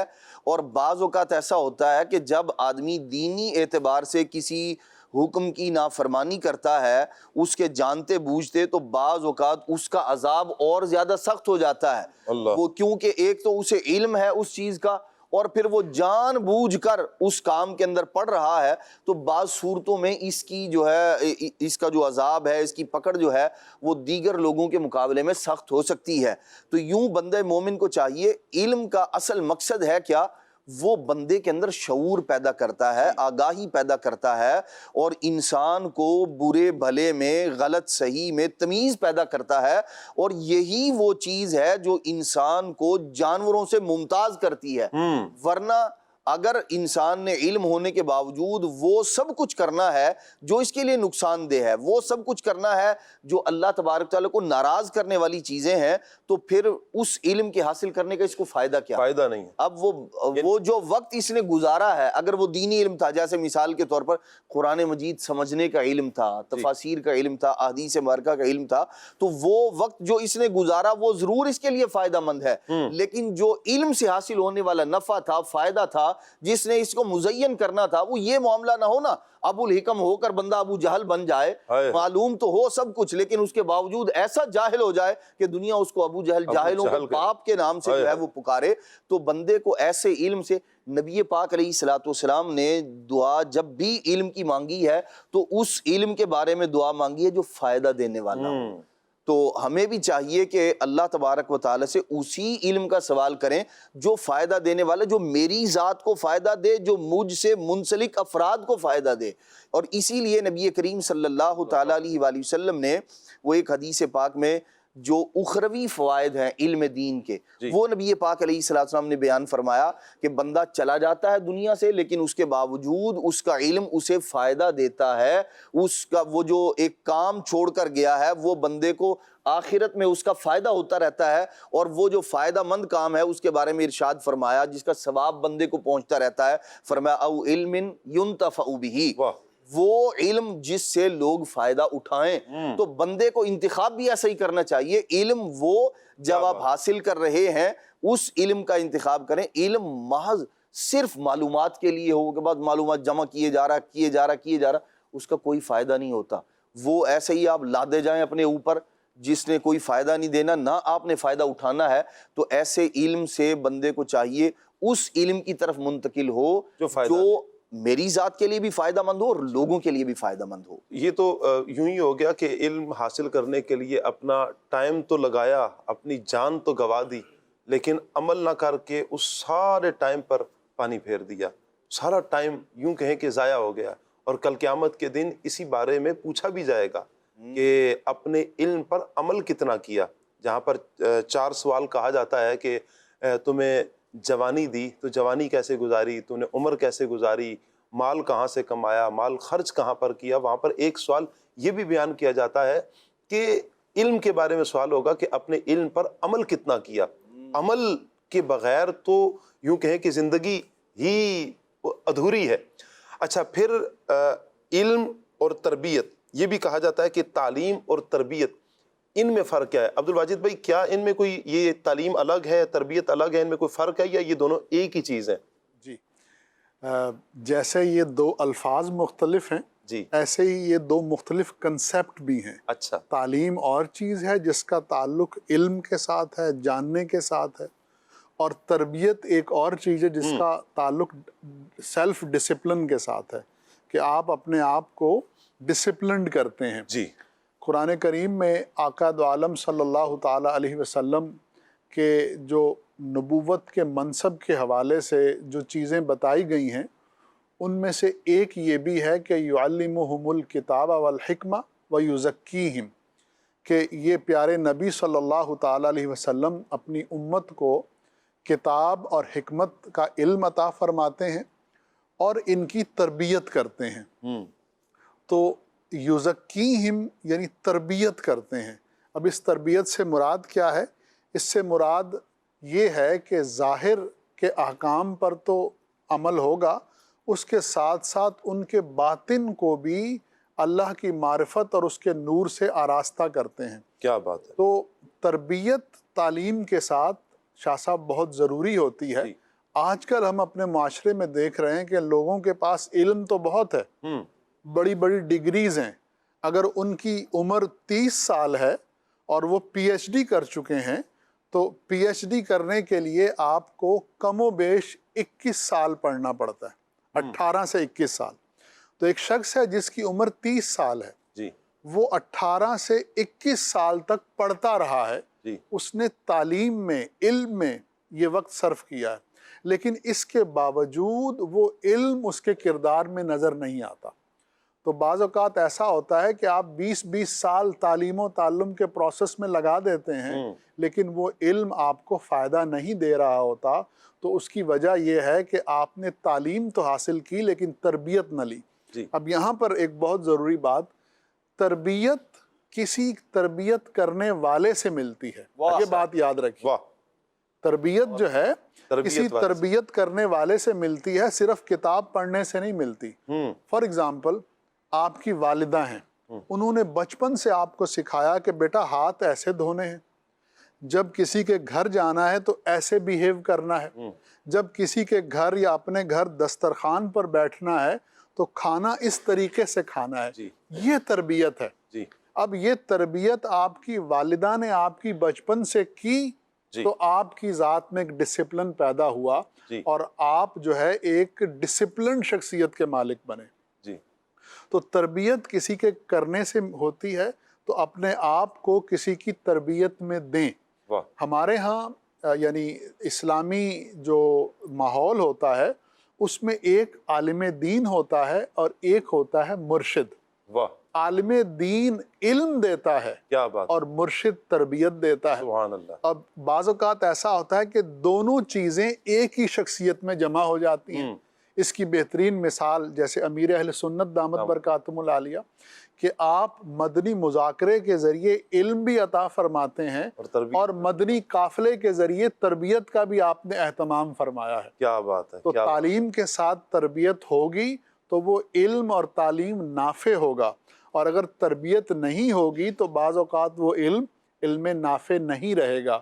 اور آقا دو عالم صلی اللہ علیہ وسلم کی دعاؤں میں سے اگر ایک یہ دعا ہے کہ ربی زدنی علما، اے میرے رب میرے علم میں اضافہ فرما، تو اسی طرح حضور کی دعاؤں میں سے ایک دعا یہ بھی ہے اللہم انی اعوذ بک من علم لا ینفع. اے اللہ میں اس علم سے تیری پناہ چاہتا ہوں جو علم نفع دینے والا نہیں. تو اللہ تعالی ہمیں تعلیم کے ساتھ تربیت بھی عطا فرمائے اور علم نافع سے ہمیں مزین اس کی ایک ماشاءاللہ آپ نے بڑے پیارے انداز میں اس موضوع کو سمیٹا ہے. ایک مثال سمجھنے کے لیے میں عرض کرتا ہوں. آپ اپنے بچے کے پاس بیٹھے ہیں اور آپ اپنے بچے کو سمجھا رہے ہیں بیٹا جھوٹ نہیں بولنا چاہیے، جھوٹ گناہ ہے، اس کا وبال ہے دنیا میں بھی آخرت میں بھی. اب یہ ہے تعلیم. تربیت یا تو اچھی ہوتی ہے یا پھر بری ہوتی ہے، یا آپ لفظوں میں تربیت کرتے ہیں یا آپ کا عمل تربیت کر کے دکھا رہا ہوتا ہے.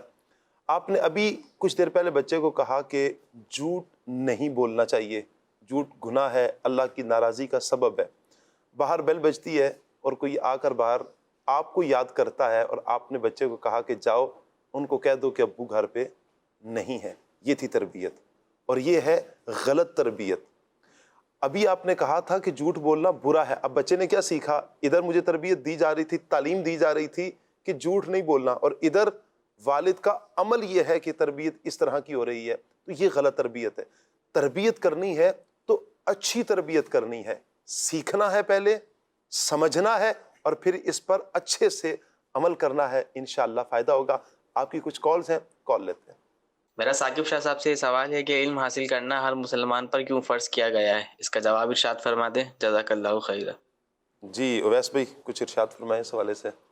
علم حاصل کرنا تاکہ انسان جو ہے وہ کسی نے ایک مثال دی جی کہ کوئی آپ چیز لینے کے لیے جاتے ہیں نا، تو اس کے ساتھ اس کو چلانا کیسے ہے، اس کے لیے کوئی نہ کوئی چھوٹی ڈائری بھی ساتھ ملتی ہے جی کہ انسان ہو سکتا ہے نہیں معلوم ہو کہ بھائی خراب ہو جائے گی تو اس کو کیسے سیٹ کرنا ہے، یہ درست کیسے ہوگی۔ تو اللہ رب العالمین نے ایک انسان کو تخلیق فرمایا، ایک بہترین میٹیریل ہے، تو اس انسان نے اپنی زندگی گزارنی کیسے ہے، اللہ رب العالمین نے قرآن مجید فرقان حمید عطا فرمایا، کیا بات، سارے دو جہاں صلی اللہ علیہ صلی وسلم اللہ کے علیہ ذریعے علم عطا فرمایا۔ تو ہمیں اپنی زندگی کو گزارنے اور خوبصورتی اور سکون اطمینان جو انسان کی زندگی اور فطرت کا جز ہے کہ وہ چاہتا ہے کہ مجھے سکون ملے، تو سکون حاصل کرنے کے لیے علم دین حاصل کرنا چاہیے۔ چلیں بہت شکریہ۔ جی کال لیتے ہیں۔ میرا یہ سوال ہے کہ تعلیم کی اہمیت اسلام کی نظر میں کیا ہے؟ جی عدنان بھائی نے اس حوالے سے شروع میں ہی گفتگو فرما دی ہے کہ تعلیم کی اہمیت کیا ہے۔ شروع میں انٹرو میں جیسے میں نے بھی کہا تھا، انسان کو انسان بنا دیتی ہے تعلیم۔ آپ کی دنیا اور آپ کی آخرت کو سنوارنے کے لیے تعلیم ضروری ہے۔ کال لیتے ہیں۔ میں یہ چاہوں گا کہ اس میں میری یہ رہنمائی فرمائیں کہ اس میں خالی علم دین اس سے مراد ہے یا آج کل کی جو عصری تعلیم ہے اس سے یہ بھی مراد ہے، اور آج کے اس دور میں ہمیں عصری تعلیم کہاں تک حاصل کرنی چاہیے اور علم دین کہاں تک حاصل کرنا چاہیے؟ عبدالواجد بھائی۔ جی پہلا جو جز ہے کہ یہ جو فضائل ہم بیان کر رہے ہیں، اس سے کون سا علم مراد ہے؟ تو اس سے علم دین ہی مراد ہے۔ کیا بات ہے، علم دین ہی مراد ہے۔ جی، اور دوسرا جو سوال ہے ان کا کہ ہمیں عصری تعلیم کتنی حاصل کرنی چاہیے، تو عصری تعلیم بالکل حاصل کرنی چاہیے، لیکن بس ایک بات یاد رکھیں کہ دین کی تعلیم اتنی حاصل کرنی چاہیے جتنی ہمیں دین کی ضرورت ہے، اور دنیاوی تعلیم ہمیں اتنی حاصل کرنی چاہیے جتنی ہمیں دنیا کی ضرورت ہے۔ تو دنیا میں ہم نے رہنا ہے 60 سال 70 سال، اور دین کی جو تعلیم ہے اس کا تعلق آخرت کے ساتھ ہے، اور ہم نے آخرت میں ہمیشہ رہنا ہے، اصل زندگی ہی وہ ہے۔ تو ہمیں دین کی تعلیم بہت زیادہ حاصل کرنی چاہیے، اس پر بڑی توجہ دینی چاہیے، لیکن دنیا کی بھی تعلیم حاصل کرنی چاہیے۔ اس پہ مزید انشاءاللہ اگر وقت ملا تو میں گفتگو کروں۔ کال لیتے ہیں۔ سوال یہ ہے کہ والدین کی تعلیم میں کیا ذمہ داریاں ہوتی ہیں؟ عدنان چشتی صاحب ارشاد فرما دیں۔ ڈائریکٹ عدنان چشتی صاحب۔ اللہ اکبر۔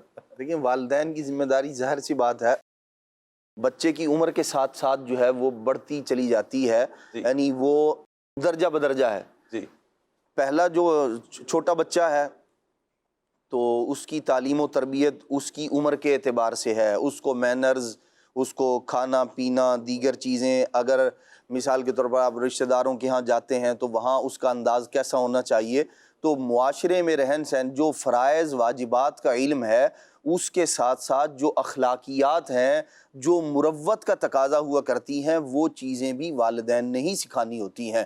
اب جب جیسے جیسے اس کی عمر بڑھتی چلی جاتی ہے، وہ عمر جس کے اندر بچے پر فرائض و واجبات نہیں ہیں، تو اس کے اندر ظاہر سی بات ہے اس کو انہی چیزوں کا علم سکھایا جائے گا جیسے ضروری عقائد ہیں۔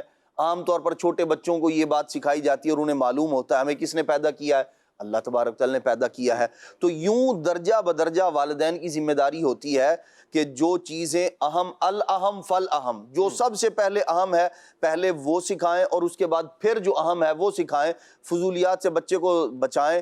جب آپ ایک ذوق دے دیتے ہیں نا بچے کو تربیت کا، تعلیم کا، علم کا، جب آپ نے اس کو مزہ چکھا دیا ہے نا بچے کو، تو پھر ہوگا کیا، والد اگر سکھانے والا ہو نا اور اس کے پاس بھی علم ہو تو بچے پھر وہ خود بخود اس سے سیکھتے رہتے ہیں۔ بچے کہانیاں بھی تو سنتے ہی ہیں نا، جی، کیونکہ کہانیوں کا ذوق آپ نے لگا دیا نا۔ یہی بات ہے، جس چیز کا آپ نے ذوق اپنی اولاد کو دے دیا ہے، اگر آپ نے انہیں کہانیوں کی صورت میں، اچھا یہاں بھی عقل مندی کا تقاضا یہ ہے سٹوریز کی صورت میں بھی آپ تعلیم دے سکتے ہیں۔ ایک تو یہ ہے کہ محض وقت گزارنے کے لیے فضول میں کہانی آپ نے ایسی بیان کی جیسی اس کہانی اور یوں کہہ لیں مہارت پر ہارون رشید نے سزا دی تھی، کہ ایک آدمی جو ہے وہ بڑا، اس نے کہا مجھے بڑی مہارت حاصل ہے، تو بھائی کس بات میں مہارت حاصل ہے؟ میں نے کرتب دکھانا ہے۔ اس نے کہا بھائی دکھاؤ کیا کرتب دکھانا ہے۔ اب بادشاہ کو اور جو اس کے وزراء اور یوں کہہ رہے ساری سلطنت کے جو عقل مند ترین افراد تھے ان کو ایک آدمی لے کر بیٹھا کہ جی میں نے کرتب دکھانا ہے، کیا دکھانا ہے؟ اس نے ایک سوئی یوں درمیان میں کھڑی کی اور دوسری سوئی سے یوں کر کے نا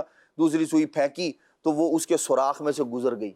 کہنے لگا دیکھیں جی یہ مجھے مہارت حاصل ہے۔ بھئی ہم تو سوئی میں دھاگا بڑی مشکل سے جو ہے وہ ڈالا جاتا ہے، بعض افراد سے یہی مسئلہ بن جاتا ہے، اور اس نے دور کھڑے ہو کر سوئی کے سوراخ میں سے دوسری سوئی کو گزار دیا۔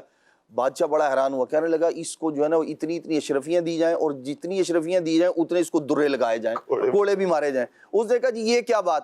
کہا کہ یہ جو تجھے درے لگائے گئے ہیں اور یہ جو فضول کام کیا ہے جس کا کوئی فائدہ نہیں ہے، اور ہمیں بھی ایسے کام اس لیے دی گئی ہیں، اشرفیاں اس کام کے لیے کہ بھئی جو تو نے مہارت حاصل کر لی ہے، سوئی کے اندر سے تو نے جو ہے وہ دوسری سوئی کو گزار دیا ہے، لیکن یہ اتنے لوگوں کا جو وقت برباد کیا ہے، ضائع کیا ہے، جس کا کوئی فائدہ نہیں ہے، اس کی وجہ سے تجھے درے لگائے جائیں گے۔ تو بات یہ ہے کہ اگر آپ نے اپنے بچوں کو ایسی ایکٹیویٹی کے اندر لگایا ہوا ہے پھر تو یہ سوالیہ نشان ہے کہ کہیں کوئی بادشاہ وقت آئے جو آپ کو جو ہے نا وہ درے لگائے، اور پھر بندے کو خیال آئے کہ بھئی، لیکن پہلوں کے جو واقعات ہیں ان سے عبرت حاصل کرنی چاہیے ہمیں۔ اپنی اولاد کا خود بھی وقت ضائع نہ کریں، اگر سٹوریز کی صورت میں سکھانا ہے تو غلام رسول جو ہے وہ ماشاءاللہ بہترین تربیت کر رہا ہے بچوں کی، وہ دکھائیں، اور اسی طرح جو بچوں کا مدنی چینل ہے وہ دکھائیں۔ امیر السنت کے بڑے پیارے پیارے رسائل ہیں بچوں کے حوالے سے، اگر رسائل آپ لے لیں اس میں سٹوریز ہیں، پھر حاصل ہونے والا جو درس ہے۔ اچھا پھر سٹوریز بھی وہ ہیں کہ جو سچی کہانیاں ہیں، سچی کہانیوں کے نام سے ہیں، آپ انشاءاللہ لیں گے بہت فائدہ ہوگا، آپ کی خود میں علم میں بھی انشاءاللہ اضافہ ہوگا، اور آپ کے بچوں کے لیے بہت فائدہ مند ہوگا۔ عدنان چشتی صاحب کے ساتھ عدنان شیخ صاحب کی بھی زیارت ہے، کافی دیر سے عدنان بھائی ہمارے پاس بیٹھے، عدنان بھائی سے کلام سنتے ہیں انشاءاللہ۔ جی عدنان بھائی کون سا کلام سنا رہے ہیں عدنان بھائی؟ کرے چارہ عزیز۔ واہ واہ واہ واہ، سبحان اللہ۔ صلو الحبیب صلی اللہ تعالی علی محمد صلی اللہ علیہ وسلم، صلی اللہ علیہ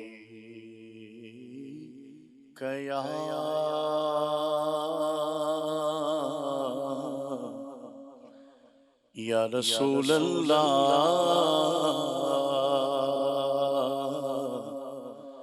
وسلم علیک یا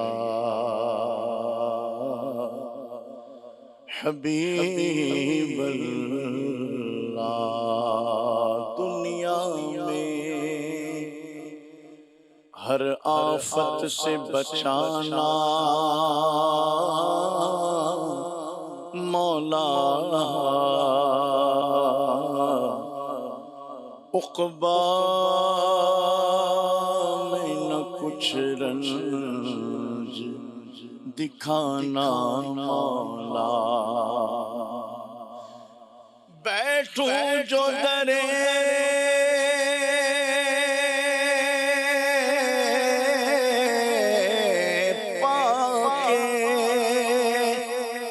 پیغمبر کے حضور، ایمان پہ اس وقت اٹھانا مولا، صلی اللہ علیہ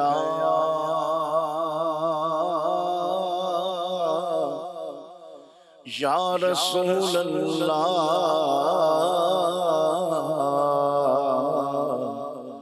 وسلم علیک یا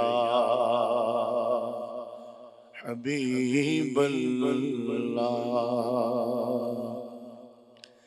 کرے چارہ سازی زیارت کی سیٹی، کرے چارہ سازی زیارت کی سیٹی، بھرے زخم دل کے بھرے زخم دل کے ملاحت کی سیکھی، کرے چارہ سازی زیارت کی سیکھی، مکھ چند بدر شاشانی متھے چمکے لاٹ نورانی کالی زلف تے اک مستانی مخمور اکھی ہنمت بھریا اس صورت نو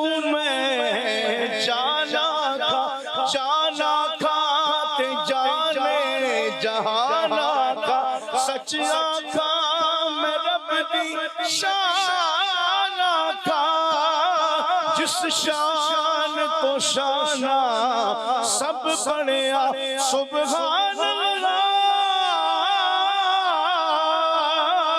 ما اجمل کا ما سنکا ما اکمل کا کتھے مہر علی کتھے تیری صلاح مشتاق تھی کتھے جانیاں کرے چارہ سازی زیارت کی سیکی بھرے زخم دل کے بھرے زخم دل کے ملالت کی سیکی بھرے زخم دل کے ملالت کی سیکی چمچ کر یہ کہتی ہے طلعت کی سیکی چمچ کر یہ کہتی ہے طلعت کی سیکی کہ دیدار حق ہے کہ دیدار حق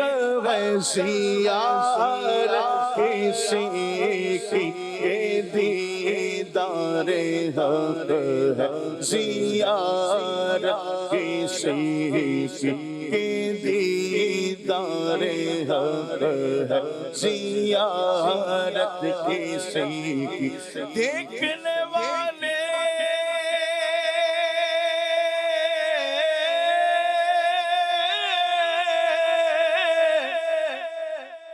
دیکھنے والے کہا کرتے ہیں اللہ اللہ یاد آتا ہے خدا دیکھ کے صورت تیری یاد آتا ہے خدا دیکھ کے صورت تیری چمک کر یہ کہتی ہے طلعت کی سیکی کہ دیدار حق ہے زیارت کی سیکی کہ دیدار حق ہے زیارت کی سیکی عجب پیاری پیاری ہے صورت کی سیکی عجب پیاری پیاری ہے صورت کی سیکی ہمیں کیا خدا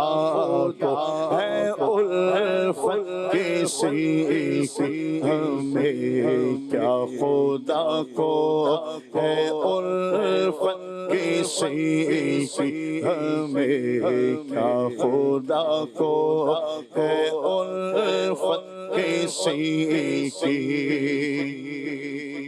خدا کا دیا ہے تیرے پاس سب کچھ تیرے پاس سب کچھ تیرے ہوتے کیا ہم کو حاجت کسی کے تیرے ہوتے کیا ہم کو حاجت کسی کی زمانے کی دولت نہیں پاس پھر بھی زمانے کی دولت نہیں پاس پھر بھی زمانے میں بٹ بڑھتی زمانے میں بڑھتی ہے دولت کسی کی زمانے میں بڑھتی ہے دولت کسی کی عمر ایک اشارے میں دو ٹکڑے دیکھا قمر ایک اشارے میں دو ٹکڑے دیکھا زمانے پہ روشن زمانے پہ روشن ہے طاقت کسی کی زمانے پہ روشن ہے طاقت کسی کی ہم ایسے گنہگاروں میں ہیں زہد والو ہم ایسے گنہگار ہیں زہد والو ہماری مدد پر ہماری مدد پر ہے رحمت کسی کی ہماری مدد پر ہے رحمت کسی کی وہی سب کے مالک انہی کا ہے سب کچھ وہی سب کے مالک انہی کا ہے سب کچھ نہ آسی کسی کے نہ آسی کسی کے نہ جنت کسی کی نہ آسی کسی کی نہ جنت کسی کی پردوں نے ڈالی ہے باہیں گلے میں پردوں نے ڈالی ہے باہیں گلے میں کہ رو جائے راضی کے ہو جائے راضی طبیعت کسی کی ہو جائے راضی طبیعت کسی کی خدا سے دعا ہے کہ ہنگام رخصت خدا سے دعا ہے کہ ہنگام رخصت زبان غسل پر زبان غسل پر ہو مدغت کسی کی زبان غسل پر ہو مدغت کسی کی کرے چارہ ساز زیارت کسی کی بھرے زخم دل کے بھرے زخم دل کے ملاغ کسی کی کرے چارہ ساز زیارت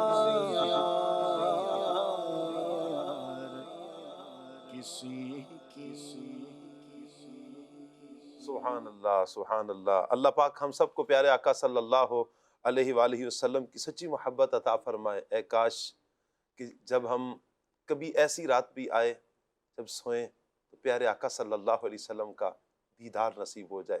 کتنی پیاری ہیں وہ آنکھیں، کتنی مبارک ہیں وہ آنکھیں جن آنکھوں نے پیارے آقا صلی اللہ علیہ وسلم کا جلوہ دیکھا ہے۔ وہ آنکھیں بھی بہت پیاری ہیں کہ جنہوں نے جاگتی آنکھوں سے سرکار کو دیکھا، اور وہ آنکھیں بھی بہت پیاری ہیں جنہوں نے خواب کے عالم میں سرکار صلی اللہ علیہ وسلم کو دیکھا ہے۔ اللہ پاک ہم سب پر رحمت کی نظر فرمائے اور ہمیں بھی پیارے آقا صلی اللہ علیہ وسلم کی زیارت نصیب فرمائے۔ اور جتنے عاشقان رسول مدنی چینل دیکھ رہے ہیں، بار بار اللہ پاک سب کو مکہ مدینے کی بعد اب حاضری عطا فرمائے۔ مدنی چینل کے ناظرین، ہمارا ایک سیگمنٹ ہوتا ہے 1500واں جشن ولادت۔ آنکھ صلی اللہ کہتے کہتے مدنی چینل کے ناظرین، پروگرام کھلے آنکھ صلی اللہ کہتے کہتے سیگمنٹ 1500واں جشن ولادت میں ہم حاضر ہیں۔ پیارے آقا صلی اللہ علیہ وآلہ وسلم کے مبارک بچپن شریف کی باتیں، کچھ واقعات ہم سن رہے ہیں۔ آئیے حصول برکت اور سرکار صلی اللہ علیہ وآلہ وسلم سے محبت بڑھانے کے لیے پیارے آقا علیہ الصلوۃ والسلام کے بچپن کی پیاری پیاری اداؤں کے بارے میں سنتے ہیں۔ سبحان اللہ۔ حضرت سیدنا عباس رضی اللہ تعالی عنہ فرماتے ہیں، میں نے عرض کی یا رسول اللہ صلی اللہ علیہ وآلہ وسلم، یا رسول اللہ مجھے تو آپ کی علامات نبوت نے دین اسلام میں داخل ہونے کی دعوت دی تھی۔ میں نے دیکھا کہ آپ صلی اللہ علیہ وآلہ وسلم گہوارے میں یعنی پنگوڑے میں چاند سے باتیں کرتے ہیں اور اپنی انگلی سے جس طرف اشارہ فرماتے ہیں چاند اسی طرف جھک جاتا ہے۔ سبحان اللہ۔ میرے آقا صلی اللہ علیہ وسلم کے اسی معجزے کا نقشہ کھینچتے ہوئے میرے آقا اعلیٰ حضرت امام اہل سنت مولانا شاہ احمد رضا خان رحمت اللہ تعالی علیہ اپنے نعتیہ دیوان حدائق بخشش میں فرماتے ہیں، چاند جھک جاتا جدھر انگلی اٹھاتے مہد میں، چاند جھک جاتا جدھر انگلی اٹھاتے مہد میں، کیا ہی چلتا تھا اشاروں پر کھلونا نور کا۔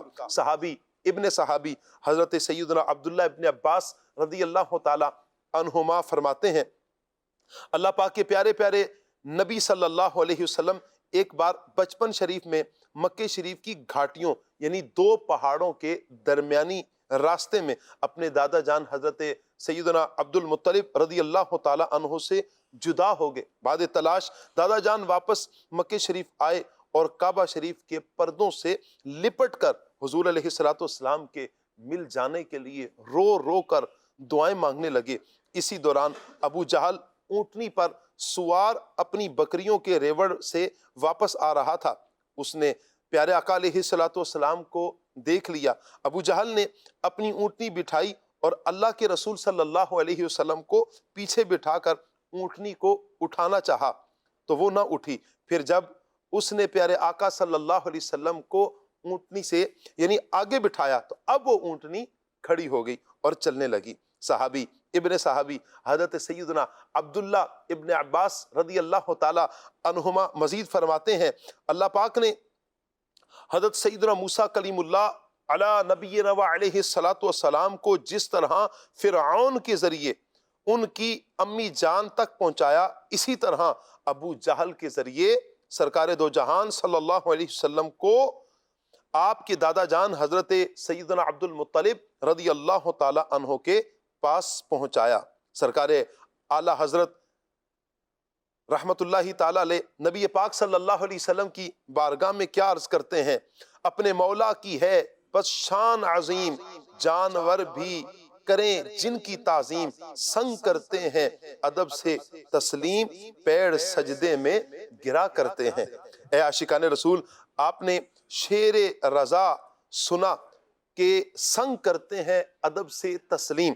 جی ہاں، واقعی نور والے آقا جن کا ہم 1500واں جشن ولادت منانے کی بھرپور تیاریاں کر رہے ہیں، اور ہر عاشق رسول 1500واں جشن ولادت منانے کی بھرپور انداز میں تیاری کرے، انشاءاللہ مزید میرے آقا صلی اللہ علیہ وآلہ وسلم کی محبت میں اضافہ ہوگا۔ سنیے، نور والے آقا صلی اللہ علیہ وسلم کو سنگ یعنی پتھر بھی سلام کیا کرتے تھے۔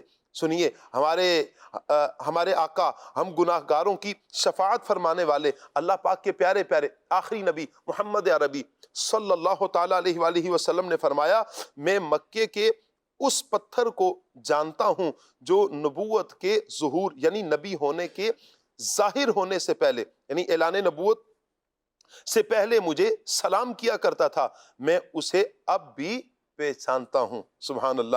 اس حدیث پاک کی شرح میں مفتی احمد یار خان رحمت اللہ تعالی علیہ لکھتے ہیں، بعض شارحین نے کہا کہ یہ پتھر سنگ اسود ہے، مگر صحیح تر یہ ہے کہ یہ وہ پتھر ہے جو مکہ معظمہ میں زقاق الحجر میں واقع ہے۔ زقاق الحجر مکہ معظمہ میں ایک محلہ ہے جو کعبہ معظمہ اور جناب خدیجۃ الکبریٰ رضی اللہ تعالی عنہا کے گھر کے درمیان واقع ہے۔ اس پتھر میں میرے آقا صلی اللہ علیہ وآلہ وسلم کی مبارک کونی کے آثار موجود ہیں۔ ان پر درود جن کو حجر تک کریں سلام، ان پر سلام جن کو تحیت شجر کی ہے۔ مرحبا مرحبا مرحبا مکی مدنی مرحبا مرحبا مرحبا مکی مدنی بولو مرحبا مرحبا مرحبا مکی مدنی مرحبا مرحبا مرحبا مکی مدنی جب تلک یہ چاند تارے جھلملاتے جائیں گے جب تلک یہ چاند تارے جھلملاتے جائیں گے تب تلک جشن ولادت ہم مناتے جائیں گے جھومو مرحبا مرحبا مرحبا مکی مدنی مرحبا مرحبا مرحبا مکی مدنی آئے میرے آقا آئے میرے آقا جھومو آئے میرے آقا آئے میرے آقا تم کرو جشن ولادت کی خوشی میں روشنی تم کرو جشن ولادت کی خوشی میں روشنی وہ تمہاری گورے تیرا جگ بگاتے جائیں گے بولو مرحبا مرحبا مرحبا مکی مدنی مرحبا مرحبا مرحبا مکی مدنی آقا کی آمد مرحبا داتا کی آمد مرحبا اچھی کی آمد مرحبا سچی کی آمد مرحبا اچھی کی آمد سچی کی آمد مرحبا اول کی آمد مرحبا آخر کی آمد مرحبا سب مل کے بولو مرحبا یہ جشن ولادت مرحبا اور اونچا بولو مرحبا آقا اتار کی آمد مرحبا مرحبا مرحبا مکی مدنی مرحبا مرحبا مرحبا مکی مدنی سبحان اللہ سبحان اللہ سبحان اللہ۔ مدنی چینل کے ناظرین، اللہ پاک نبی پاک صلی اللہ علیہ وآلہ وسلم کا 1500واں جشن ولادت ہمیں دھوم دھام کے ساتھ منانے کی توفیق عطا فرمائے۔ داڑھی شریف کی پیاری پیاری سنت سجائیں نا، پیارے آقا علیہ السلام کی پیاری سنت ہے، یہ سنت سجا لیجئے۔ اچھا پھر سر پر امامہ شریف کا تاج سجا لیجئے۔ آج موضوع ہی ہمارا تعلیم تھا، علم دین حاصل کرنے کی طرف آ جائیں۔ اس انداز میں بھی آپ 1500واں جشن ولادت منا سکتے ہیں۔ اچھا اس کے علاوہ اپنے گھر کو اگر آپ نہیں سجاتے یا مختصر سجاتے ہیں، اس مرتبہ کچھ زیادہ اہتمام کر لیجئے۔ اچھا نیاز کا بھی حسب توفیق اہتمام کر لیجئے، لائٹنگ کر لیجئے۔ اچھا کبھی ایسا ہوتا ہے کہ ہم بسا اوقات نہیں کر سکتے لیکن ہم کسی کو ترغیب دلا سکتے ہیں، تو کم سے کم 15 افراد کو ترغیب دلا دیں کہ وہ علم دین کی طرف آئیں، وہ اپنے عمل میں بہتری لائیں، وہ نمازی بن جائیں، تہجد گزار بن جائیں، حافظ بن جائیں۔ یوں کر لیجئے۔ آپ دکاندار ہیں تو 15% ڈسکاؤنٹ کر سکتے ہیں، آپ ڈاکٹر ہیں تو 15% آپ اپنی فیس میں ڈسکاؤنٹ کر لیجئے۔ کسی بھی شعبے سے آپ تعلق رکھتے ہیں تو پیارے آقا صلی اللہ علیہ وسلم کے امتی ہیں نا، نبی پاک علیہ السلام سے محبت کرنے والے، آپ بھی تو پیارے آقا صلی اللہ علیہ وسلم کا میلاد منانے والے ہیں، تو ضرور اس انداز میں بھی میلاد منائیے۔ اسکول والوں سے رابطہ کر لیجئے، اسکول کالجز یونیورسٹیز میں وہاں پر محافل کا اہتمام کیجئے۔ انشاءاللہ اس مرتبہ نیا کیجئے، جوش اور جذبے کے ساتھ پیارے آقا علیہ السلام کا 1500واں جشن ولادت منائیں گے۔ ہمارے پاس ایک پیکیج ہے، آئیے دیکھتے ہیں۔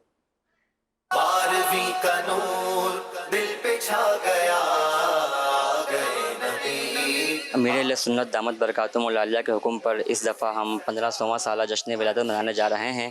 تو انشاءاللہ ہر سال جشن ولادت میں میں مٹھائی تقسیم کرتا ہوں، تو انشاءاللہ اس بار نیت کی ہے کہ ڈبل تقسیم کریں گے اور بڑے دھوم دھام سے منائیں گے، اور ہمارا یہ بازار ہے اس میں ربیع الاول کا جلوس جاتا ہے، تو خود بھی شرکت کریں گے، دوست احباب کے ساتھ دھوم دھام سے 1500واں جشن ولادت منائیں گے انشاءاللہ ہم بھرپور طریقے سے دعوت اسلامی کا ساتھ دیں گے اور اپنے کریم آقا کا 1500 سالہ جشن دھوم دھام سے منائیں گے۔ 1500 سالہ جشن ولادت بنا رہے ہیں، جس کی خوشی میں آپ کو ایک نعت سناتا ہوں۔ سب سے اولا و اعلیٰ ہمارا نبی، سب سے بالا و اعلیٰ ہمارا نبی ہے۔ انشاءاللہ اس دفعہ 12 ربیع الاول کی خوشی میں اپنے آفس میں اور اپنے ارد گرد لوگوں کو انشاءاللہ کوشش کروں گا کہ بہت اچھے طریقے سے عید میلاد نبی کی مناؤں اور لوگوں کو اس پہ دعوت دیتا ہوں، آپ بھی شامل ہوں۔ اس سال بھی جوش و خروش سے جشن ولادت کی خوشی منائیں گے۔ جشن ولادت کو بہت ہی جوش و خروش کے ساتھ انشاءاللہ منائیں گے اس دفعہ، اور انشاءاللہ اس کے ساتھ ساتھ مدنی قافلے میں بھی سفر کریں گے۔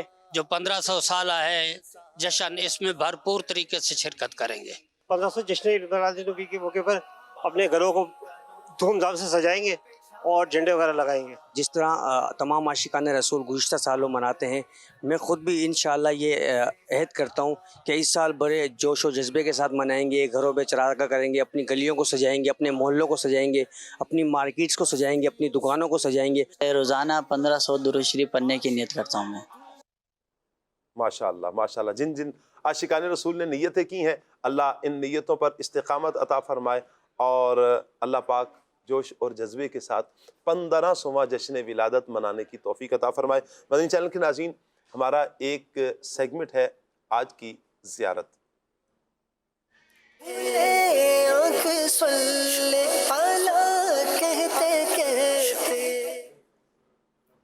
آج کی زیارت اس سیگمنٹ میں کیا ہوگا؟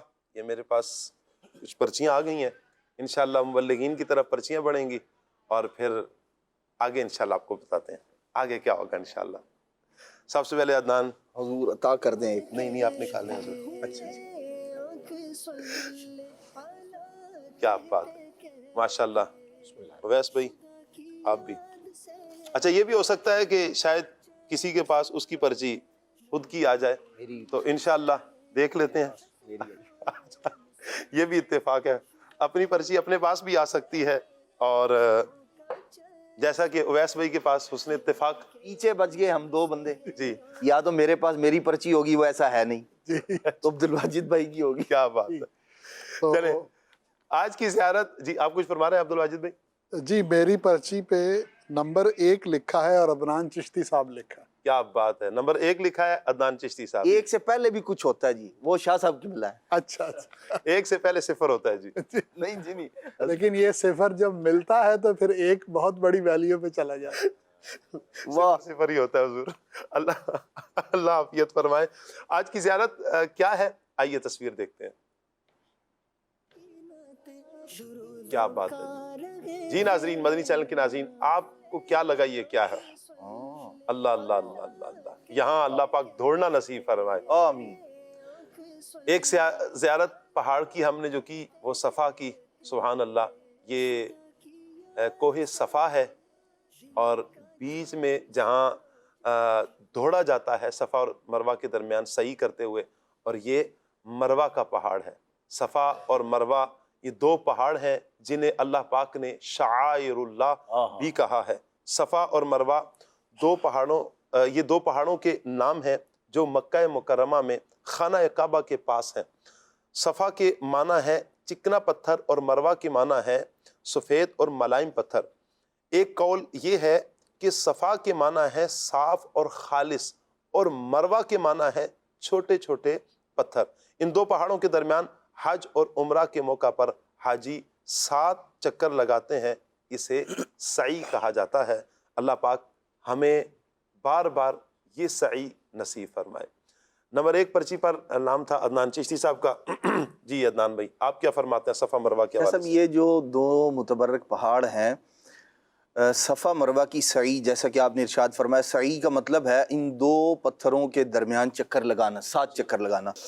اچھا اسی طرح صفا و مروہ کے درمیان، اس کی اگر تاریخ پر جائیں، پیچھے نظر کریں، تو حضرت سیدہ ہاجرہ جو حضرت اسماعیل علیہ السلام کی پیاری امی جان ہیں، انہوں نے حضرت اسماعیل علیہ السلام کے لیے پانی کی تلاش میں یہیں سعی کی تھی، بھاگ دوڑ کی تھی، یہیں چکر لگائے تھے، اور اسی چیز کو اللہ تبارک و تعالی نے یادگار کے طور پر باقی رکھا ہے۔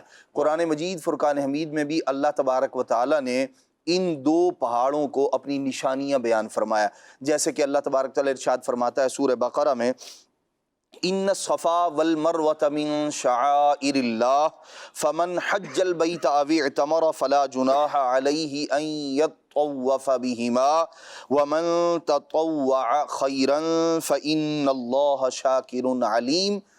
ترجمہ کنز الایمان، بے شک صفا اور مروہ اللہ کے نشانوں سے ہیں، تو جو اس گھر کا حج یا عمرہ کرے اس پر کچھ گناہ نہیں کہ ان دونوں کے پھیرے کرے، اور جو کوئی بھلی بات اپنی طرف سے کرے تو اللہ نیکی کا صلہ دینے والا خبردار ہے۔ سبحان اللہ، سبحان اللہ۔ جی اویس بھائی۔ مفسر شہیر حکیم الامت مفتی احمد یار خان نعیمی رحمۃ اللہ علیہ فرماتے ہیں کہ پچھلے زمانے میں ایک شخص تھا جس کا نام تھا عصاف، اور ایک عورت تھی جس کا نام تھا نائلہ۔ ان دونوں نے ایک دوسرے کو خانہ کعبہ کے اطراف بدنیتی سے چھوا تو ان پر عذاب ایسا نازل ہوا کہ یہ دونوں پتھر بن گئے۔ تو لوگوں نے عبرت کے لیے عصاف کو صفا پر اور نائلہ کو مروہ پر نصب کر دیا، وہ جو یعنی پتھر جو ان کے بن گئے تھے ان کو نصب کر دیا، یعنی لوگ عبرت حاصل کریں ایسی جگہ پر، پھر دوبارہ کسی کو برائی کا گناہ کا خیال نہ آئے۔ تو یہ وقت گزرتا گیا، تو جب زمانہ جاہلیت کا زور ہوا اس دوران جو ہے کچھ لوگوں نے یوں شروع کر دیا کہ ان کی پوجا کرنا ہی شروع کر دی، یعنی وہ اس دوران دوڑتے تھے صفا سے مروہ کی طرف، تو ان پتھروں کو ہاتھ لگاتے تعظیم کی نیت سے ان کو پوجتے تھے، چومتے تھے۔ تو جب صحابہ کرام علیہم رضوان نے سعی کرنا شروع کی تو ان کو یہ دوڑنا اس بت پرستی سے مشابہت کی وجہ سے ناپسندیدہ ہوا، تو اس پر یہ آیت کریمہ نازل ہوئی اور صحابہ کرام علیہم رضوان کو اللہ رب العالمین کی طرف سے تسلی فرمائی گئی کہ یہ جو آپ کا عمل ہے یہ اللہ کی رضا کے لیے ہے، اور یہ صفا مروہ اللہ کی نشانیوں میں سے ہیں، تو آپ کا اس کے دوران دوڑنا جانا سعی کرنا اس میں کوئی حرج نہیں۔ کیا بات ہے۔ جی عبدالواجد بھائی۔ جی ابھی جیسے صفا و مروہ کی بات ہوئی، سعی کی بات ہوئی، تو اس کا کچھ بیک گراؤنڈ عرض کرتا ہوں جی کہ حضرت ابراہیم علیہ السلام جب اللہ تعالیٰ کے حکم سے اپنی زوجہ محترمہ حضرت حاجرہ رضی اللہ تعالی عنہا اور اپنے شہزادے حضرت سیدنا اسماعیل علیہ السلام کو بے آب و گیا میدان میں چھوڑ کر چلے گئے، تو آپ نے پانی کا مشکیزہ ان کو دیا، روٹی کے کچھ خشک ٹکڑے دیے اور کھجوریں دیں۔ تو ایک وقت تک یہ سب چلتا رہا، اور اس کے بعد جو ہے سب ختم ہو گیا۔ تو اب جب پیاس نے ستایا اور حضرت اسماعیل علیہ السلام رونے لگ گئے، تو آپ کی والدہ حضرت حاجرہ جو ہے وہ ممتا سے مجبور ہو کر پانی کی تلاش میں دوڑی۔ تو وہاں یہ صفا اور مروہ کے پہاڑ تھے، صفا پہاڑ پر چڑھ کر دیکھا، کہیں پانی کا کوئی نام و نشان نظر آئے لیکن کچھ نہ ملا۔ پھر مروہ پر بھی گئیں، تو مروہ کی طرف جاتے ہوئے نظر اپنے شہزادے پر ہی تھی جو زمین پر تشریف فرما تھے۔ تو اس دوران حضرت اسماعیل علیہ السلام اور ان کے درمیان ایک آڑ آ گئی جن سے حضرت اسماعیل علیہ السلام نظر نہیں آ رہے تھے، تو آپ نے دوڑ کر اس فاصلے کو طے کیا، پھر دوبارہ نظروں سے اوجھل حضرت سیدنا اسماعیل علیہ السلام دوبارہ نظروں میں آ گئے۔ تو وہ دوڑ جو تھی اس اوجھل پن کو ختم کرنے کے لیے تھی۔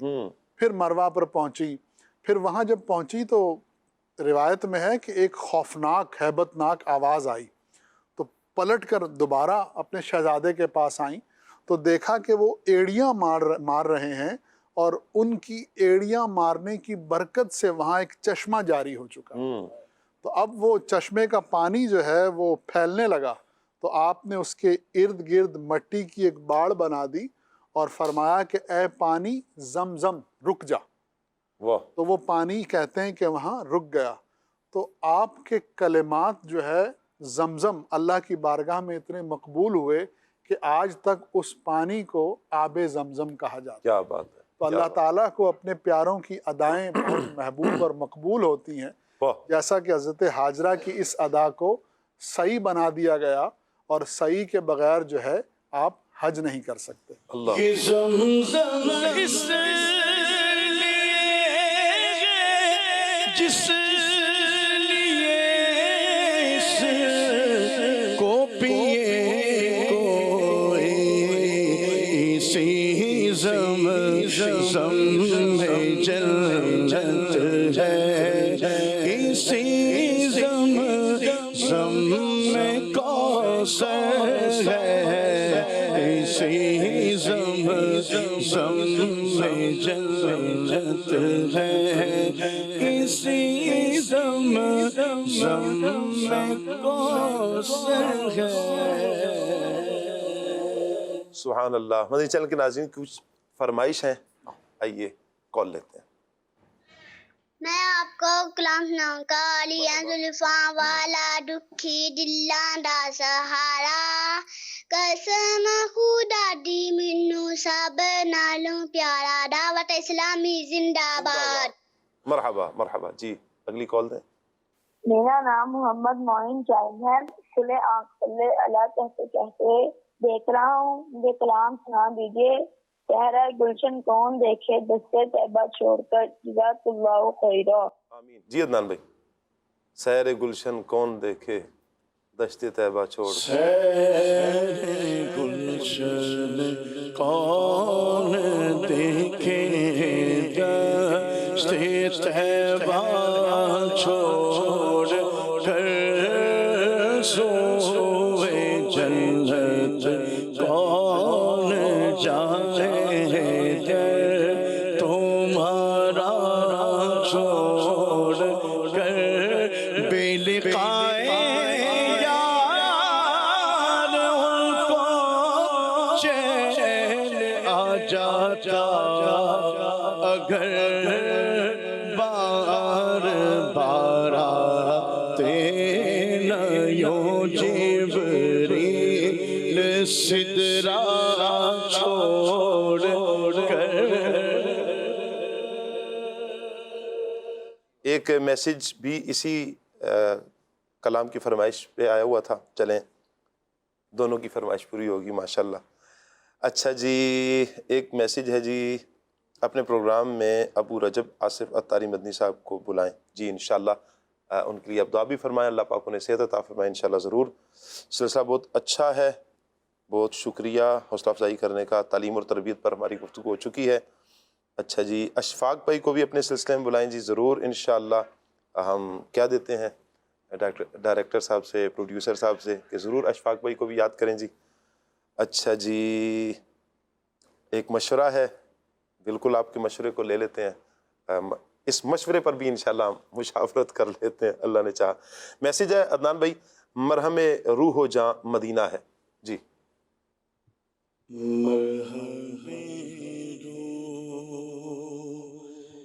ہے جام مدینہ ہے، مرہم روح ہے جام، مرہم روح ہو جام مدینہ ہے، ہر اداسی کا حل مدینہ ہے، مرہم روح ہو جام مدینہ ہے۔ کیا بتاؤں کہ کیا مدینہ ہے، کیا بتاؤں، کیا بتاؤں کہ کیا مدینہ ہے،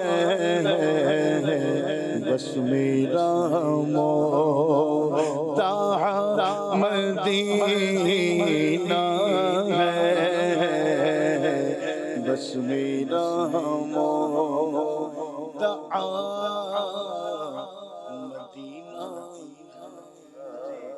ماشاءاللہ، اگلی کال دیجیے جی۔ مجھے کھلے آنکھ صلی اللہ کہتے کہتے بہت اچھا لگتا ہے، ہمارے گھر والے بھی بہت شوق سے دیکھتے ہیں۔ مجھے یہ والا کلام سنا دیجئے۔ سفر ہمارا بھی سرکار ہو مدینے کا، یہ التجا ہے کہ دیدار ہو مدینے کا۔ سبحان اللہ سبحان اللہ جی عدنان بھائی۔ سفر ہمارا بھی سرکار ہو مدینے کا، سفر ہمارا بھی سرکار ہو مدینے کا، یہ التجا ہے کہ دیدار ہو مدینے کا، میرے آقا یہ التجا ہے کہ دیدار ہو مدینے کا، یہ آرزو ہے مدینے کی اب زیارت ہو، حضور سارے غلاموں پہ یہ عنایت ہو، مدینہ دیکھیں گے ہم بھی، مدینہ دیکھیں گے، خدا را آقا بلا لو پہ ایسی رحمت ہو، نظر کے ساتھ گلزار ہو مدینے کا، نظر کے ساتھ گلزار ہو مدینے کا، سفر ہمارا بھی سرکار ہو مدینے کا۔ جی ایس ایم ایس بھی ساتھ ساتھ چل رہے ہیں آپ کے۔ جی السلام علیکم۔ جی وعلیکم السلام، ماشاءاللہ بہت اچھا پروگرام ہے۔ اویس بھائی آپ کی طرف ایک سوال ہے کہ علم حاصل کرنے کا انداز کیا ہونا چاہیے، اور علم حاصل کرتے وقت ہمارا ذہن کیا بننا چاہیے؟ علم حاصل کرنے کا انداز وہی ہونا چاہیے جو ہمارے بزرگان دین کا اسلاف کا انداز رہا ہے جی، اور اس میں ترجیح جو ہے وہ اسی علم کو ہی دینی چاہیے کہ جس علم کو اللہ نے ترجیح دی ہے، یعنی انسان کی کیفیت کے مطابق جو اس پر علم حاصل کرنا فرض ہے، پہلے اس علم کو حاصل کرنے کو ترجیح دینی چاہیے۔ عقائد کا علم، عبادات کا علم، معاملات زندگی کا علم، منجیات اور مہلکات کا علم، جو علم سیکھنا ضروری ہے وہ علم، اور پھر علم حاصل کرتے وقت بالخصوص یہ اسٹوڈنٹس کے لیے ہے کہ وہ علم ہی کو فوقیت دیں، فوکس رکھیں۔ بعض اوقات علم حاصل کرنے کے لیے مختلف کنٹریز، شہروں میں بھی جاتے ہیں، لیکن علم کے ساتھ ساتھ اور ایسی چیزیں اور ایسی ایکٹیویٹیز بھی زندگی کا حصہ ہوتی ہیں کہ جن کی طرف بندہ علم سے زیادہ مائل وہاں ہو رہا ہوتا ہے۔ ایک وہ بزرگ کا واقعہ ہے نا کہ وہ پڑھنے ایک جگہ پر گئے تو وہاں شور ہوا کہ ہاتھی آ گیا، ہاتھی آ گیا، تو بچے بھاگے دیکھنے کے لیے، اور یہ جو بزرگ ہیں یعنی ان کی جب کم عمر ہوں گے، پڑھنے کے لیے گئے ہوں گے، تو یہ بیٹھے رہے۔ تو استاد صاحب نے کہا کہ آپ تو اندلس سے ہیں اور وہاں پر ہاتھی بھی نہیں ہوتا، اس کے باوجود آپ نہیں دیکھنے گئے؟ تو انہوں نے کہا کہ میں علم حاصل کرنے کے لیے آیا ہوں، ہاتھی دیکھنے کے لیے نہیں۔ کیا بات ہے! تو فوکس رکھنا چاہیے علم حاصل کرتے وقت، علم پر ہی۔ اللہ نے چاہا تو پھر انشاءاللہ بہترین عالم دین اور ایک اچھا معاشرے کے لیے انسان بن کر بندہ سامنے آئے گا۔ کیا بات ہے! الحمدللہ دعوت اسلامی کے تحت ہمارے جو جامعات المدینہ میں طلباء پڑھتے ہیں، علم دین حاصل کر رہے ہوتے ہیں، وہ دنیاوی اعتبار سے بھی الحمدللہ علم حاصل کرتے ہیں۔ اس وقت بھی کئی ایسے ہمارے طلباء ہیں کہ جنہوں نے بورڈ کے جو امتحانات دیے ہیں اس میں نمایاں جو ہے کارکردگی حاصل کی ہے، جامعات المدینہ کے مدارس کے طلباء الحمدللہ۔ ماشاءاللہ ماشاءاللہ۔ ون لائن عبد الواجد بھائی کیا فرمائیں گے جی تعلیم کے حوالے سے؟ تعلیم کے حوالے سے یہ ہے کہ جہاں دنیاوی تعلیم کو ہم فوکس کرتے ہیں تو دینی تعلیم کو بھی نظر انداز نہ کریں۔ کیا بات اچھا، دینی تعلیم کے حوالے سے چونکہ کافی گفتگو ہو چکی، تو دنیاوی تعلیم کے حوالے سے یہ عرض ہے کہ اگر آپ دنیاوی تعلیم حاصل کر رہے ہیں تو بس اس میں چند چیزوں کا خیال رکھیں۔ سب سے پہلی بات یہ ہے کہ آپ کی نیت صالح ہو۔ آپ جو بھی علم حاصل کر رہے ہیں، جو بھی ڈگری کر رہے ہیں، اس میں آپ اللہ تعالیٰ کی رضا کی نیت کیجئے اور امت مسلمہ کو فائدہ پہنچانے کی نیت کیجئے۔ آپ ڈاکٹر بن رہے ہیں، آپ انجینئر بن رہے ہیں، آپ فارمیسی کی تعلیم لے رہے ہیں، آپ کیمسٹری کی تعلیم لے رہے ہیں، آپ ٹیکنالوجی کی فیلڈ میں ہیں، تو یہ ساری چیزیں امت کے لیے نفع مند ثابت ہوتی ہیں۔ کیا بات ہے! تو نیت اچھی رکھیے، اور دوسرا ہے کہ جس ماحول میں تعلیم حاصل کر رہے ہیں اس ماحول میں بس کوئی غلط چیز نہ ہو، بے پردگی نہ ہو، اسی طرح سے اور جو بھی شریعت کے خلاف چیزیں ہیں اس طرح کی چیزوں سے شریعت کو ملحوظ خاطر رکھا جائے۔ جی عدنان بھائی ون لائن۔ حضرت فتح موصلی رحمۃ اللہ تعالیٰ علیہ کی ایک بات عرض کرنا چاہوں گا۔ آپ فرماتے ہیں جیسے مریض آدمی سے دوا غذا کو روک دیا جائے تو اس کی موت ہو جاتی ہے، فرماتے ہیں ایسے ہی دل کو اگر علم اور حکمت کی باتوں سے روک دیا جائے 3 دن تک تو فرماتے ہیں دل مردہ ہو جاتا ہے. تو اپنے دلوں کو مردہ ہونے سے بچائیے اور علم دین حاصل کیجیے. کیا بات ہے. مدنی چینل کے ناظرین، تعلیم کے حوالے سے ہماری گفتگو رہی ہے. علم عبادت سے افضل ہے. علم اسلام کی حیات اور دین کا ستون ہے. علماء زمین کے چراغ، انبیاء کے وارث ہیں. مرنے کے بعد بھی بندے کو علم نفع پہنچاتا رہتا ہے. علم کی مجالس جنت کے باغات ہیں. علم کی طلب میں کسی راستے پر چلنے والے کے لیے اللہ تعالیٰ جنت کا راستہ آسان فرما دیتا ہے. قیامت کے دن علماء کی سیاہی، جو ان کی قلم سے جو کتابت کی ہے، شہداء کے خون کا ان کا وزن کیا جائے گا تو ان کی سیاہی شہداء کے خون پر غالب آ جائے گی. بہت سے فضائل ہیں علم کے. علم حاصل کیجئے تاکہ ہمارے اندر ایک مثبت چینج آئے. علم بھی حاصل کرنا ہے، عمل بھی کرنا ہے، اور انشاءاللہ اپنی دنیا کو بھی سنوارنا ہے، اپنی آخرت کو بھی سنوارنا ہے. اللہ پاک مجھے، آپ کو، ہم سب کو عمل کی توفیق عطا فرمائے. کل ایک نئے موضوع کے ساتھ دوبارہ ملاقات ہوگی. صلو علی الحبیب صلی اللہ تعالی علی محمد صلی اللہ علیہ وسلم. بڑھتے ہیں صلاۃ اسلام کی طرف. یا نبی سلام علیکہ، یا رسول سلام علیکہ، یا حبیب سلام علیکہ، صلوات اللہ علیکہ، طلع البدر علینا من ثنیۃ الوداع وجب الشکر علینا ما دعا للہ داعی. یا حبیبی یا رسول اللہ یا نبی سلام علیکہ، یا رسول سلام علیکہ، یا حبیب سلام علیکہ، صلوات